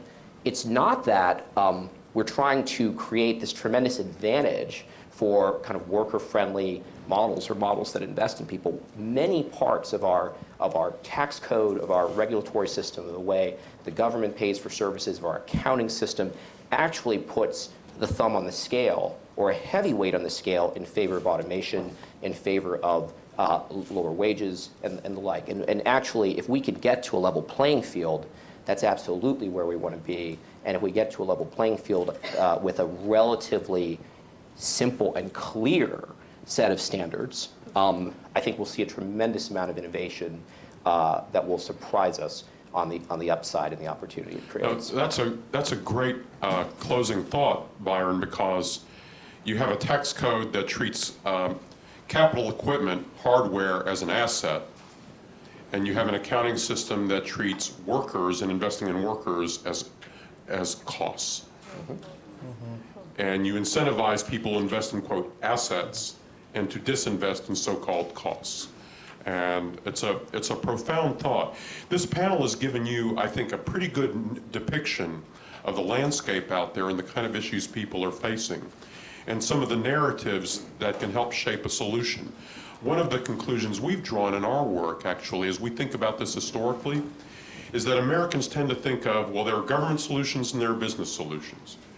But if you actually examine the history of the American education system, our road and highway system, our electric utility system, our telecommunications system, in other words, our medical care system, all the great institutions of our life, they are built by private-public partnerships with unglamorous histories that few people understand, but were the product of creative choices, many of them made generations ago.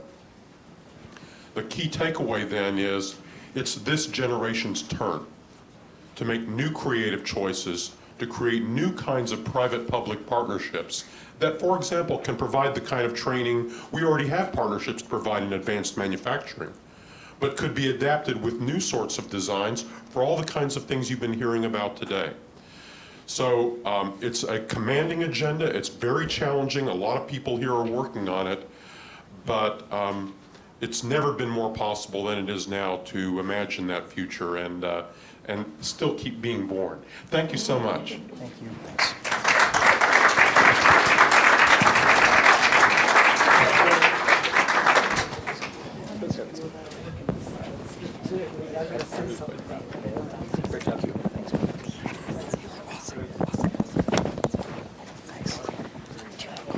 I ran out, but can I get yours?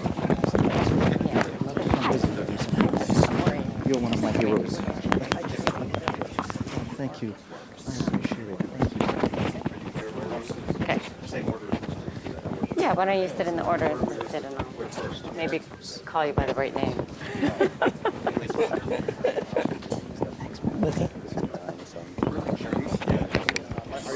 Oh, yeah, no, I'm not.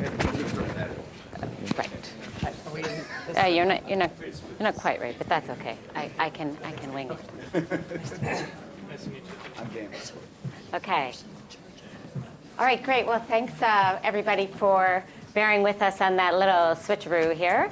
I'm Maureen Conway. I spoke before, so I don't really need to say a whole lot about myself.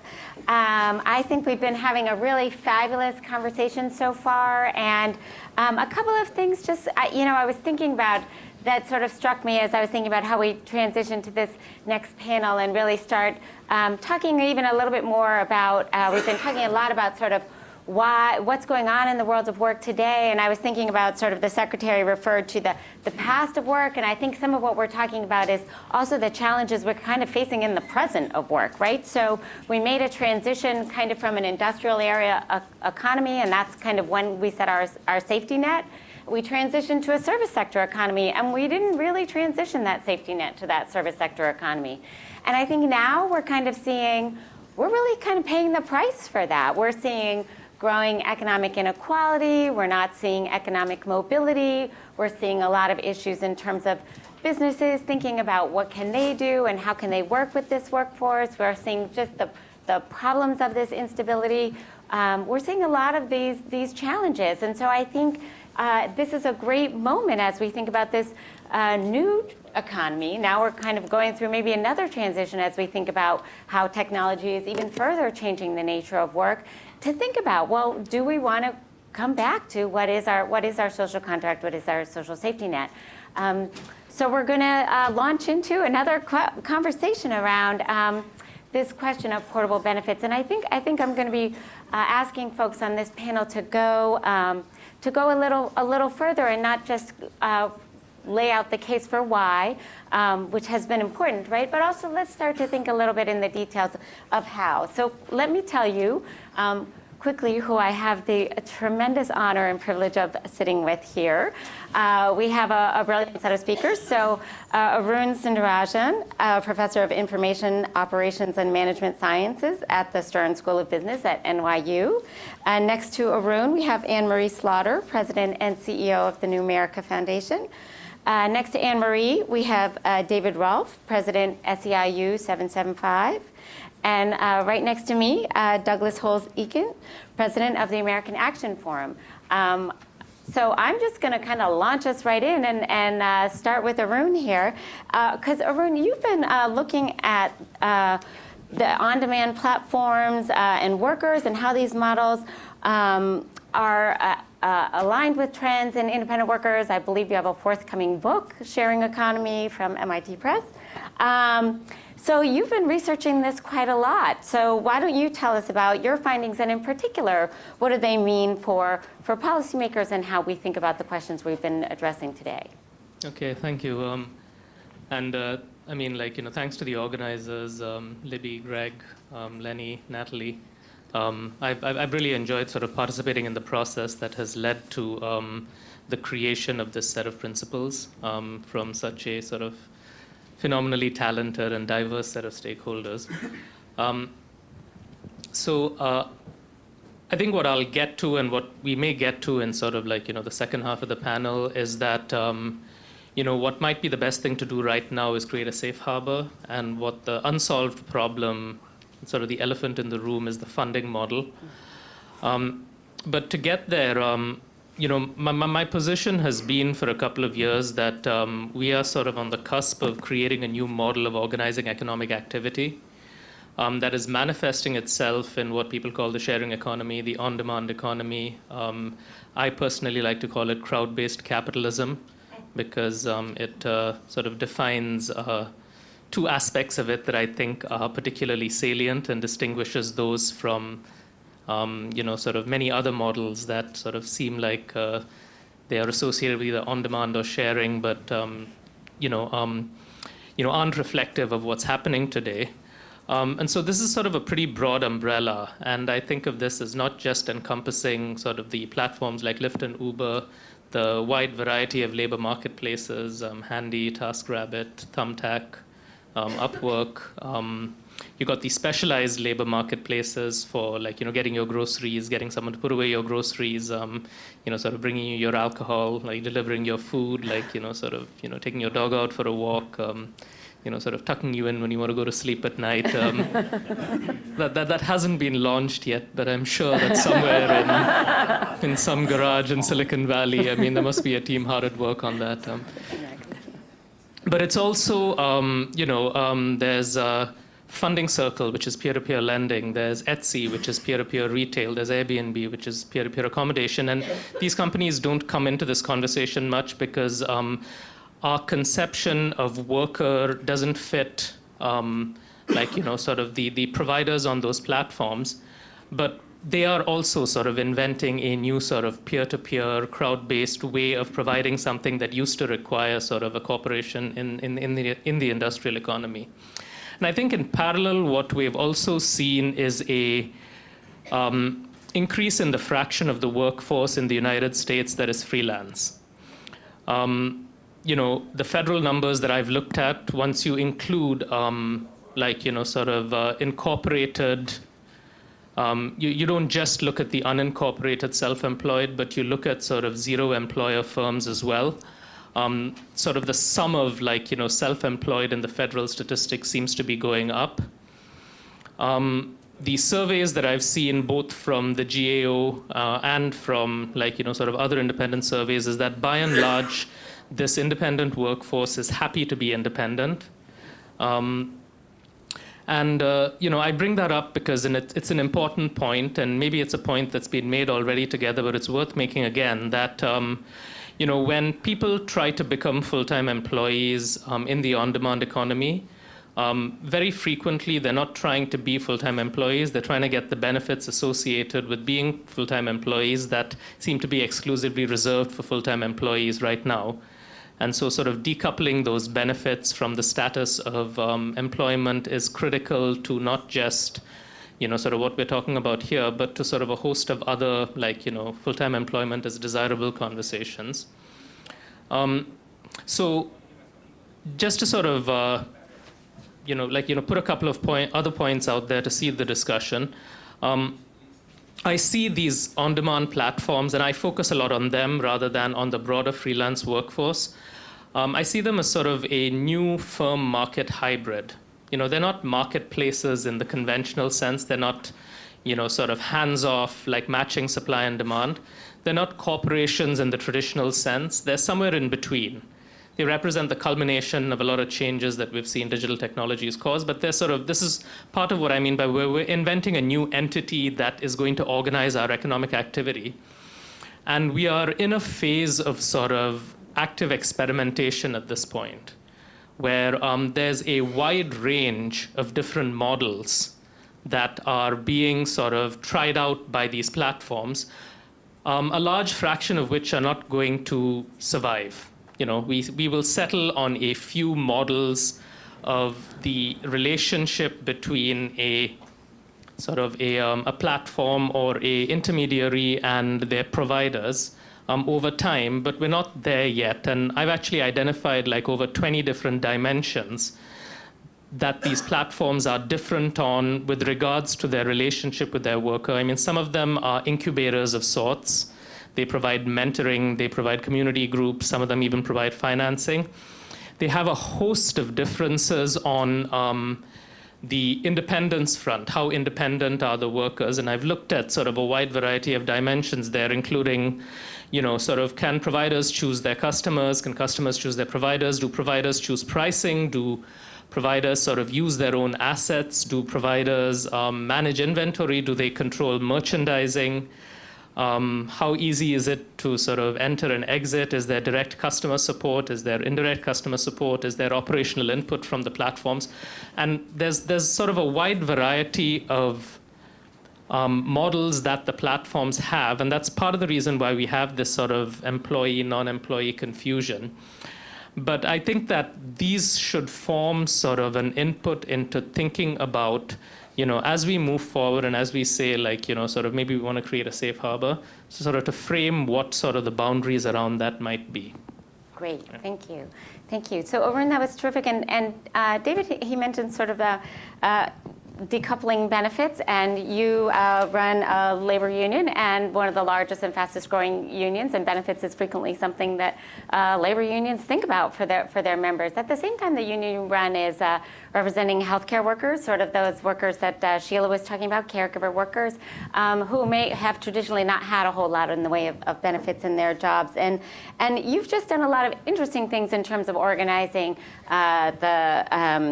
the minimum wage campaign and other kinds of things to think about different avenues that organizing helps improve opportunities for some of these workers. And just so, how are you thinking about where this portable benefits idea fits within this concept of the work you've been doing as sort of an organizer and worker advocate? Sure. Thank you. And I think by context, just to pick up a couple of threads and themes from the other speakers today, in Abraham Lincoln's time, 20% of Americans were wage earners, just under 10% were slaves. The vast majority of the rest worked in agricultural or domestic areas of work, or in independent craft workshops, or were an apprentice in an independent craft workshop. So the idea that we have somehow had an immutable form of labor that's existed from time immemorial is simply wrong, right? We're currently in the middle of the third great economic revolution in human history. The first, the agricultural revolution, lasted thousands of years. The second, the industrial revolution, lasted hundreds of years. The information and technology revolution is in its arguably fourth or fifth decade, depending on whether you're counting from, I guess, the invention of the transistor or Netscape going public. But it shows no sign of abating anytime soon. And this is why it does fall to us to help be and the birthers of the next form of worker organization, the next form of the social contract. And, I'm normally the only person I encounter in a given day who references the Treaty of Detroit. But, darn. But interestingly, it was this very American exceptionalist thing that we sort of assigned such a high concentration of risk and cost to employers for what in many other parts of the world were social benefits.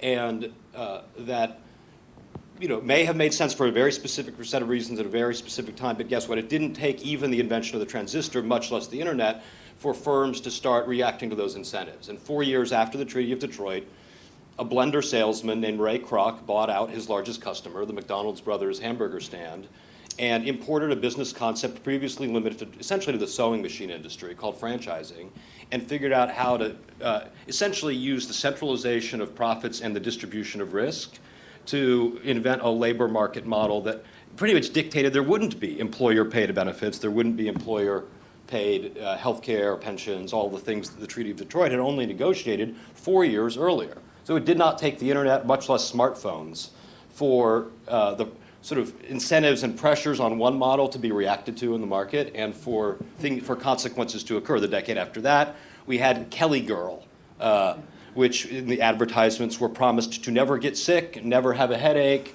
at least not on your dime, is what employers were told in magazine ads. So now with the sort of hyperspeed of technology, we have new, to the degree we're talking about independent workers who've always been around, but now find these sort of bilateral marketplace technology-mediated distribution systems to make the finding and the selling and buying of labor more efficient. We are finally in a conversation about, is there a moment where we can sort of rewrite, or where we can write the next treaty? I think that, we all operate the systems in which we operate and respond to the incentives that it provides. But theoretically, why would, if you were designing a system from scratch, you ever want to assign this level of cost and risk to employers for things that are for these sorts of benefits? And why would workers walk away from the value of so much of, whether it's their health, their retirement, their accrued vacation leave, every time they want to switch employers? So if you think about things that would have been a paperwork nightmare a generation ago, one could easily imagine a set of government-mandated, private sector-operated, universal prorated portable benefits that were actually owned by workers, provided to workers on a platform of that worker's choice, within certain limits to account for fiduciary responsibility, non-extractive economic relationships, and adequacy, and really get rid of the extreme levels of both negative incentives and inefficiencies in how we provide for a basic set of benefits that everyone ought to have. So I think that's certainly one way I'm thinking about this, and that some of us are thinking about this. And I think the signatories to the letter, the article that Nick Hanauer and I had in the June edition of Democracy, in some are sort of attempts to contribute to a public dialogue about this. But I think it's important to say we would need it, whether or not we had cool apps on our smartphones or not. That the old system, which accrued to a period of lifelong employment, in a single industry, craft, or even employer, a relative immobility of both capital and labor, and the need for giant bureaucracies to administer benefits, has all changed, and it would have changed whether or not I could find a driver to take me to the airport in 2 minutes instead of standing for 30 trying to hail a cab. And so while I'm excited about the promise, the incredibly exciting disruptive promise of technology to do one set of things, I think we shouldn't assume that we wouldn't need it anyway, or that it wouldn't be applicable. I mean, my father-in-law was a small businessman. He liked to roast coffee. He owned 7 coffee shops. You know what he didn't want to do? Shop for 401k plans. Yeah. He didn't want to deal with health insurance paperwork. He wanted to roast coffee beans and sell them. And if he could have outsourced this to some trustworthy, adequate, ethical entity to manage that for him, he certainly would have done so. 2 more thoughts, and then I will be happy to pass the mic whichever direction. I think we have to put all. I'll pull the mic closer. I think we should put this in context, right? During the period of time where America has created more wealth, or at least the industries born in America have helped create more wealth in 30 years than was created in all of human history before that, we've distributed 95% of that wealth to the top 1% of income earners. The next 5% to the next 10% or so of income earners, told the bottom 90% to take a pay cut, or to take a pay freeze, and the bottom 50% to take a pay cut. The net impact of women doubling their workforce participation from 1977 to 2012 was $0 in take-home pay for the bottom 90% of income-earning families. The average person nearing retirement age has enough private savings and investment to give them $100 a month to spend in their retirement $100 a month, not whatever they may have in Social Security or home equity notwithstanding. And a majority of Americans now earn less than $30,000 a year. 50% of wage earners earn less than $15. 43% of wage earners make less than $15, and 30% make less than $10. So we are becoming a low-wage nation despite remaining the wealthiest and most productive nation on earth. This debate takes place in that context. And if we care about the stability of our democracy, the survival of our civic institutions, both governmental and non-governmental, and whether or not businesses have customers, we need to figure out a way of rewriting the incentives and the rules of our social contract to actually promote a rising level of prosperity shared broadly in a growing and prosperous middle class. Great, thank you. I guess you guys were trying to give me a hint that I had the wrong order on my paper, so I'll go to you next, Anne Marie. And you have been just such a terrific advocate for flexibility in the workplace. I have to say, as a working woman, and I think for many working women, when you wrote the Why Women Can't Have It All, you channeled many of our experiences, so I'm personally grateful to you. At last month's Next Economy conference in San Francisco, you were quoted as saying, the on-demand economy is a godsend to caregivers. So how do we make sure to preserve flexibility while ensuring all workers can use platforms and can also care for family needs as well? Great, thank you. Before I answer your question, I just have to say I'm used to being amazed at Philip Zeliko's range of knowledge. That didn't come as a surprise to me, the Treaty of Detroit. But what is really astounding to me is I'm normally used to that because Phil and I are on the same beat. We're on the national security beat, and we talk about treaties all the time, but not the Treaty of Detroit. I think this is significant, and not just because this is the first time probably ever in the last 3 years that I've been able to bring foreign policy and women, work, and family together, but because these issues are national security issues. These issues, the future of work, is the future of our economy. It is the strength of our nation. So that when we think about this as a competitiveness issue, as an issue of are we going to have people who can actually defend us when need be, this is a place those two worlds come together. So I just want to start with that. And that, of course, was true for the Treaty of Detroit because this was fighting communism. The reason labor law was so important was that was our answer to capitalism. And so if this is crowdsourced capitalism, then the United States may be reinventing itself in a way, again, that is important geopolitically as well as just at home. So with that lofty start, let me answer your question. You know, what I said was that the on-demand economy is a godsend for caregivers because, as Sheila just said, what caregivers need more than anything is flexibility. And I don't mean flex time or come in late one day a week or leave early one day a week. I mean deep flexibility because the rhythms of care are by definition unpredictable. That's what care is. If only your child would get an ear infection when you planned it rather than when the child plans it. She won't. It will be the day of your most important meeting. And the same is true of anyone that you care for. The rhythms of care are human rhythms. They are not subject to planning. So that means for people who have unpredictable needs, the on-demand economy is a godsend, particularly, well, at two levels. For professional women, which you were talking about, for lawyers, doctors, engineers, policy experts, the ability to work on a project basis, on a corporate deal, or anything that can be now chopped up, means you can be a caregiver, drop out of your law firm or your other firm, and still keep your hand in until you're ready to go big again. At the lower end, you again gives you great flexibility, but to your point, what it doesn't give you is the ability to actually earn that living, much less provide the foundation that as a caregiver you want to provide, right? The buying a house, being able to send your kids to college, being able to care for your parents long term. So the way I think about this is these providing portable, universal, prorated benefits is essential to making the on-demand economy work. And it's essential, and this is a piece we have not yet heard so much about, it's essential to allow families to come together in new ways. So Sheila said the future of work is care. I agree. I would say the future of work is making room for care, because we're all caregivers and we're all workers, so we got to make room for care. But we also have to understand that in unbundling, we've got all these people who have all this great flexibility. That's great. But what you said before, work is not just money. The company used to be your family. That was the idea, right? The company is family, it provided for you. Well, that's long gone, as you wrote about in your great piece.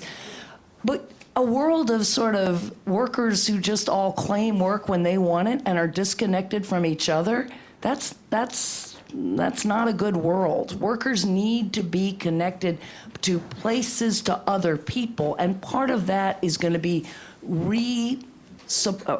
not reinventing the family, but supporting the family in new ways. So concretely, we need to think about these portable benefits, not just that the individual can take home and accumulate over multiple jobs and create then a retirement or health insurance or other benefits for themselves. We need to think of them in terms of how can multiple people who want to live together and construct a family. It's not always your biological family. It can be your extended biological family. It can also be the people you choose to share your life with. How can those people pool those benefits? So there is health care for everybody in the house, as opposed to now where one person has to have a job with really good benefits. How can those people share a caregiver? How can those people come together? We're social animals in a way that those benefits support families as well as individual workers. Great, thank you so much. And Doug, yes, Arun apparently is just hanging on to his own over there. I didn't want to give her too much. The guy is not sharing the mic. I don't know. Anyway, I'm sorry. So you drew the short straw sitting next to me, but thank you. And we're getting to the concretely on the thinking about benefits. And you've actually been, thinking about some of these issues for a really long time. You worked on Senator McCain's healthcare plan, which was really a first serious thought about how do we think about healthcare in this country. And so thinking about this, what would you say? How do you think concretely about some of the specifics of the benefits that we're talking about? How do you think about what we've learned maybe from the Affordable Care Act? How do you think about what this means for retirement? How can we kind of get down to some of the specifics of these benefits? So thank you for the chance to be here today. And what I'm sure the organizers thought was a clever piece of symbolism. This is the 242nd anniversary of the Boston Tea Party, so let's have a revolution. And let me tell you about the dangers of revolution. As you just heard, I was instrumental in a healthcare reform proposal for Senator McCain that did a couple of things. Number one, it repealed the current non-taxation of employer-provided health insurance benefits. So people who got insurance from their employers would have tax paid on the value of that compensation. And it replaced that tax subsidy with a direct tax credit, refundable, basically something that looks much like the ACA subsidies to any individual in the United States, family, individual, to buy health insurance. And it was a sweeping and aggressive proposal. And one response to it, particularly the taxation of health insurance the first time, was an Obama campaign ad that showed a large ball of string unwinding, and the catchline, the taxing your health benefits for the first time, John McCain. Two things came from that. Number one, it was the most run political ad ever and remains so to this day. And I drink every day. That's what happened. That's medicinal. So I wouldn't talk about that service that provides the alcohol, but anyway. You're doing really well. I bet. Thank you. So one of the things I took away from that is, it's dangerous to actually propose upending the employer-sponsored system or any, widely embraced system, social compact, even if many smart people in the economics profession believe it's largely an accident of history that came out of weird price controls in World War II. The American public doesn't think about it that way, and you better might check in with them before you say, I'm taking away this thing you're very comfortable with. The lesson for this conversation then is, sure, there's all these virtues to portability, and they've been around for a long time. I always thought it was important to have portability from job to job. I have a fairly massive pre-existing condition, and so, I was always one of those people who wondered how it was going to work out. And when I left the McCain campaign, I was unemployed, so I did what you do to get insurance. I started a think tank. If you run an over 21 daycare center, you're insurable. I don't know why. So I was worried about the job-to-job stuff. I worried about the job to retirement. There's a big gap between early retirement and Social Security and Medicare eligibility, for example.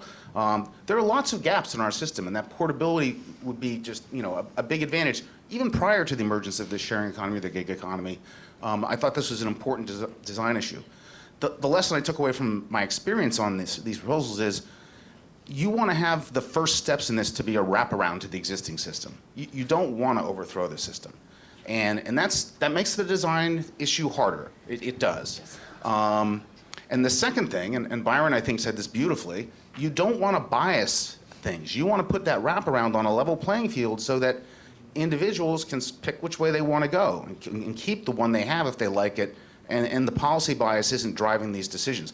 We're just not smart enough to anticipate what the next 30 years are in this, and so let's not pretend we are, and sort of pick something nice and neutral. That's going to be hard to do, I think, and we got to think a little bit about it. And I haven't even thought about your neutrality within the family, sharing across that's an important issue in doing it. Some other concrete things to worry about are the funding mechanism in the following sense.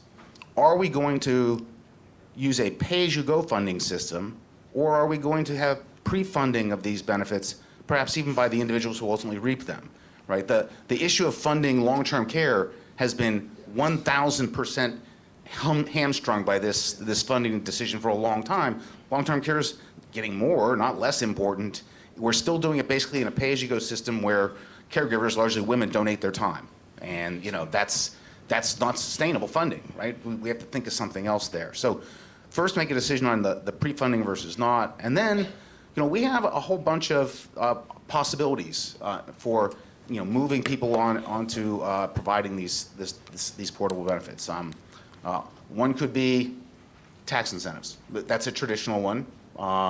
Do we want to do what we did with health insurance, which is exclude it from tax, which means it's a bigger subsidy the higher is your tax rate, and so you'll have a large open-ended subsidy that's better for rich people than poor people? Not sure I'd like that. Or you could do what we try to do, fixed amount of tax credit for the benefit for everybody, a much more neutral approach. That's a design consideration. Or you might, mandate benefits. You can write laws, say you got to provide benefits. Mandates generally end up getting paid for by the workers in the end. So, know that. It might be nice to say, you, Mr. Employer, have to do this, or you, joint employers, need to all kick in, or whatever it might be. But think hard about who's going to end up in the end of that funding mechanism. And then the last one, and the one that I have a hobby horse about, which I think we don't think about enough, is who's going to pick the benefits? I'd say let the workers pick the benefits. I'm not super interested in having the flexibility to deal with earaches with my children anymore. They're 27 and 30, and I got them out of the house. The doors are locked. They're not coming back. But I am more interested in other benefits that are significant. And so, at different points in the life cycle, your demand for different benefits will be different. People have different values on benefits. I think it's time for us to just be honest and say, okay, we want to provide this say we want to provide $30,000 of federal subsidy to benefit packages. Fine. Each employer has to come up with $30,000 for the employees. Maybe that's what we decide. Let the employees pick how you divvy that up. You want high-priced health care? No family leave? I'll take that. You want to have a cheaper health insurance policy? Have some time off for whatever caregiver needs you have? You might want to take that. But let's let the workers pick that. They're going to have to organize their lives. Let's let the benefits match their lives instead of always forcing them to match their lives to hit the benefits. That's the basic problem. Great, thank you. I have a bunch of questions written down, but we've been talking for a while up here, and I actually want to see if there's questions in the room for the panel at this point. We do have a couple of people to pass mic, so if you have a question at this point, otherwise I'll just go to my questions, or maybe you can borrow a mic from them. I'm not giving away mine, but like. All right. From the non-sharer down there, maybe not. Are there any questions in the room at this point? Okay, I can sort of see somebody behind the pillar back there. Please introduce yourself. Hi, my name is Sean O'Brien. Question about what kinds of benefits are we talking about? And certainly part of the context for this question is so we have the Affordable Care Act, which creates a set of tax incentives and benefits with public marketplaces, with guaranteed issue. So in a certain sense, I assume we're not talking about basic health insurance, because people can get that now in a way that's disconnected from the employment relationship. So I guess one is that, am I right on that we're not really talking about health benefits for these individuals? And two, what other kinds of benefits do we know people want, need, and can afford who are in these kinds of work relationships? Thanks. So I could take a stab at that. I think we were talking about, I guess you can categorize the benefits that we're talking about into two buckets. There's one bucket that are mandated by different sort of government sort of stipulations that employers provide employees, right? So that's one, ranging from workers' compensation, if you sort of qualify for that kind of thing, to, paying your Social Security, paying your FICA contributions. If you're an employee, you pay about 7%. If you're a contractor, you pay 14%. But then there's this other category of benefits, which have to do with getting the same amount of money each pay period, which is income stability, which is a benefit you get from full-time employment often. Getting paid vacations, getting sort of dental, getting certain kinds of health insurance, getting paid maternity leave, which are not sort of required by the government, at least in the United States, but are voluntarily provided often by employers to employees often sort of because they want to sort of keep them close, because they want to retain them, because they want to foster sort of a sense of sort of attachment to the company. And the reason why I make this distinction is because, in thinking about how we might fund this sort of this sort of benefits package, it's often sort of common for me to see widespread agreement among sort of stakeholders with diverging interests on the concept of benefits, right? It's on the concept of portable benefits. Sort of but once you start talking about sort of funding them, then it's sort of the conversation is decidedly less pleasant. And I can't help but sort of quote another line from the same Dylan song that Saket quoted from. But the same song has this line: "Money doesn't talk, it swears." And you sort of see that sort of. You see that coming. He also talks about freelance workers as well in the same song, about how people who have jobs and sort of respect authority sort of are envious of those people who are free and so on. But soundtrack. But yeah, I know. We should just sort of play it in the background, and the rest of us can just fall silent and listen to the wisdom of Bob, right? Future of one playlist. Yeah. It's all Dylan. It will really appeal to the millennials. Yeah. I know. Yeah. But here's the thing, because at least in the United States, we have never had a history of a sort of a deep and sort of sort of rich social safety net that comes from legislation. Okay, the things that people like about full-time employment often come voluntarily from companies, and a much larger fraction of the country's population is not going to be working full-time for a company in 10 or in 20 years. Because they're not going to be working full-time, we've got to think of the other stakeholders who might step up and provide funding. And one of the things I wrote about a year ago for a blog sort of network called the Policy Network in the UK was sort of about sharing responsibility in the sharing economy. nobody was really interested in publishing this at the time. But you know, it sort of really highlights, among other things, the point that you know, there's of course there is sort of the extreme of basic income, of like, you know, the government paying out a certain amount of money. There was an article yesterday about the basic income bromance in Silicon Valley. I don't know if you guys saw this. It's a very interesting read about how all the different tech types are sort of very sort of pumped up about basic income now as the machines take our jobs. But there's sort of there's a healthy middle ground here. There's a healthy middle ground of, you know, sort of corporate stakeholders, the platforms, individuals, and the government all sort of working together. And the 401k, for whatever it's, you know, it may not have worked for everybody, but I like the model. I like the model because corporate pension plans dried up. And so we went from an economy where the employer provided that to one where the employer didn't. And to shore it up, we created a system where, like, the individual contributes, the company matches, the government gives you a tax break.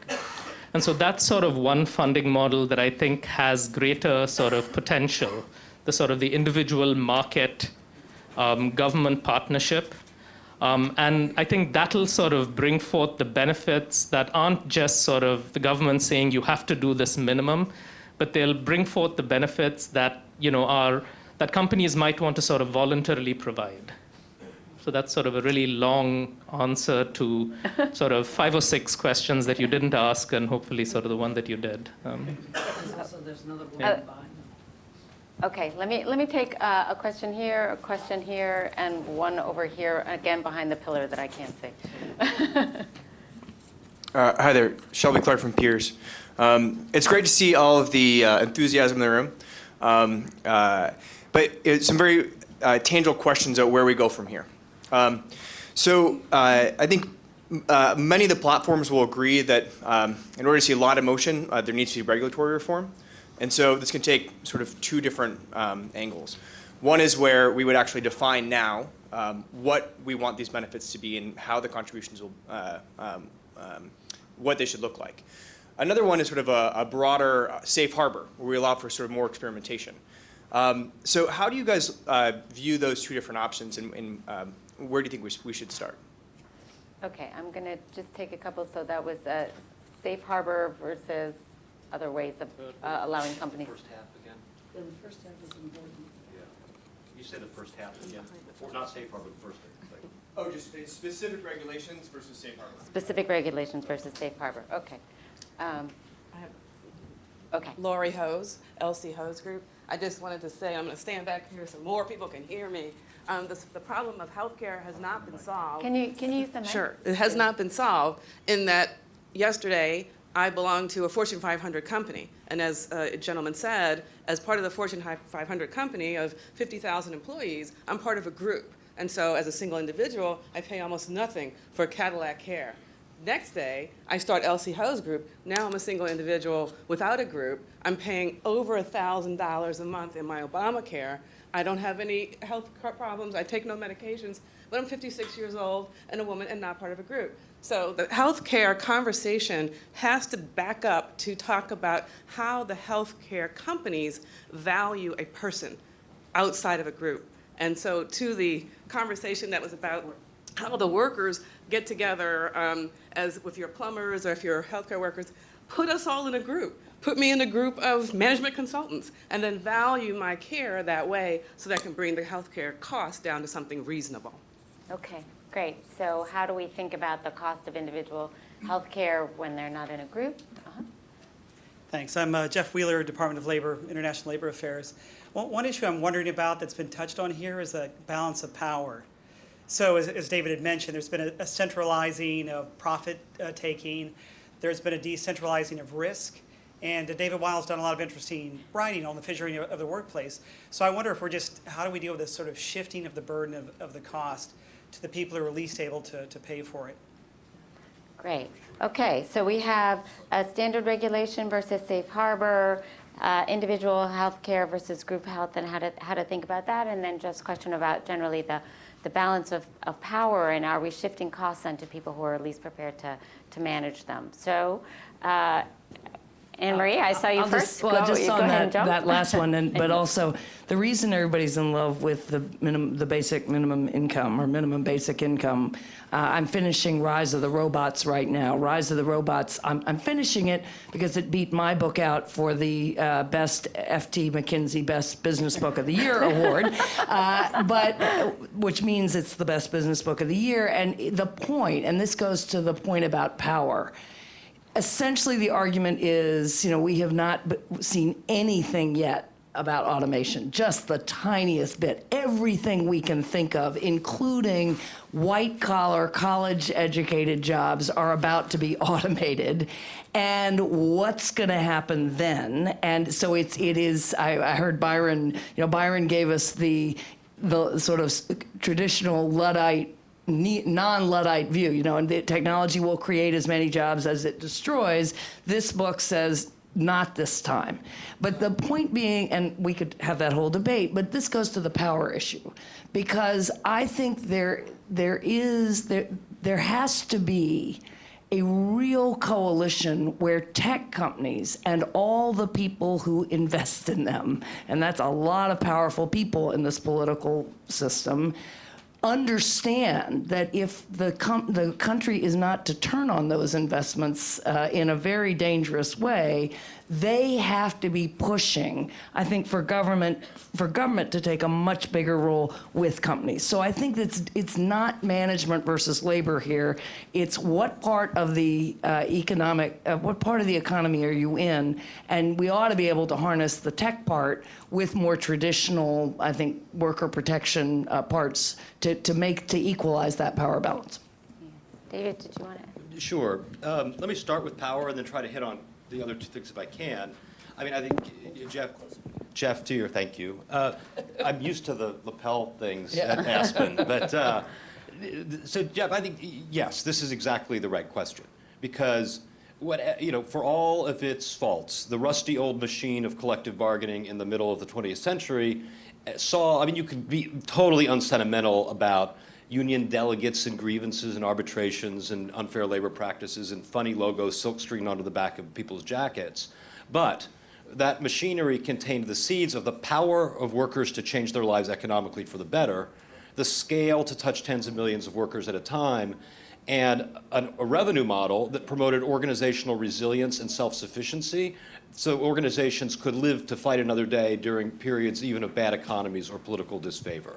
That machinery is not coming back, and one could no more will back into existence the mid-20th century collective bargaining regime than one could hope for the repeal of refrigeration, globalization, or the transistor, all of which in their own way helped hasten the decline of that model. The question is what really needs to replace it. And I think just as for the first 150 years of American history, there was not one standard national labor regime, we may be entering a period of time of risk-taking and experimentation in the service of finding a new model. And in the turn of the last century, one could be, it would take too long to describe the diverse range of things that passed for a labor movement at the time, but you could be a doctor's wife in Terre Haute and join an 8-hour day club. You could be an anti-sweatshop crusader in New York City. You could be any number of different flavors of violent criminals using violence to extort higher standards out of employers. You could be an anarcho-syndicalist. You could be a Jewish, Yiddish-speaking socialist immigrant working in the garment trades and organizing 8-month-long strikes against really the purchasers of clothing in the big department stores, all of which were incompatible with each other directly in one or more ways, but each of which passed for some form of experimentation on how to lift wages, regulate the workday, and the like. The problems are somewhat, we still have the same low wage problem now that we had at the turn of the last century, different problems about technology, the regulation of the day, who participates in the labor market, and the like. For people who have my job, the question is how do we sort of take the best thinking, we could point to the way that any strategic inflection point has been set, any company, industry, or geopolitical situation, and apply a set of principles about risk, experimentation, and betting on the future rather than trying to restore the past. And one could just as easily talk about Gerstner or Andy Grove or Steve Jobs and people who've led institutions through those inflection points. But we could also just as easily point to John L. Lewis, who caught the fact that the old labor model of the 1930s was dwindling away. As Janet Napolitano once said about a 40-foot fence, I'll show you, show me that and I'll show you a 41-foot ladder. The strategy of trying to keep people out of the labor market during a period of 25% unemployment was an abysmal failure. And one generation of labor leaders led a struggle inside the labor movement about the next model. And that is really the moment. We are in our own John L. Lewis moment, for those of us who are labor advocates, in needing to find the right strategies and fund the right strategies and prototype and innovate. And some of those may be technology mediated, some of them may be consumer facing, some of them may be collectivist, some of them may be entrepreneurial, some of them may be even for-profit, some may be alternatives that we couldn't envision today. Some of them might be based on portable benefits platforms. But I think that the key is not to try to be restorationists in our view of the old labor regime, either from a regulatory perspective or a labor organizing perspective, but to think about what's next. I agree that yes, more group purchasing would be better, and portable benefits platforms could be one tool in the service of such a thing. And I will say, it depends what you mean on regulation versus safe harbor, Shelby. I feel like no one should be allowed to break the law. And laws exist. They exist for a purpose. If we think they're the wrong laws, let's have a debate about which ones we would change. But I don't think that instead of having some governmental authority give certain sectors exemptions from the law, while other sections may, to the thumb on the scale question, there was Byron or Sockett or somebody who made that point, I think, very, very well. I don't think we want to put the thumb on the scale and say a group of people are exempt from the law, a group of people have to comply with the law. I do think that one could easily envision, however, in your city, in San Francisco, in my city, in Seattle, municipal level innovations that may be not comprehensive solutions on benefits. But the federal government is not famous for doing much for the first time, other than maybe printing currency, going to war, and running post offices.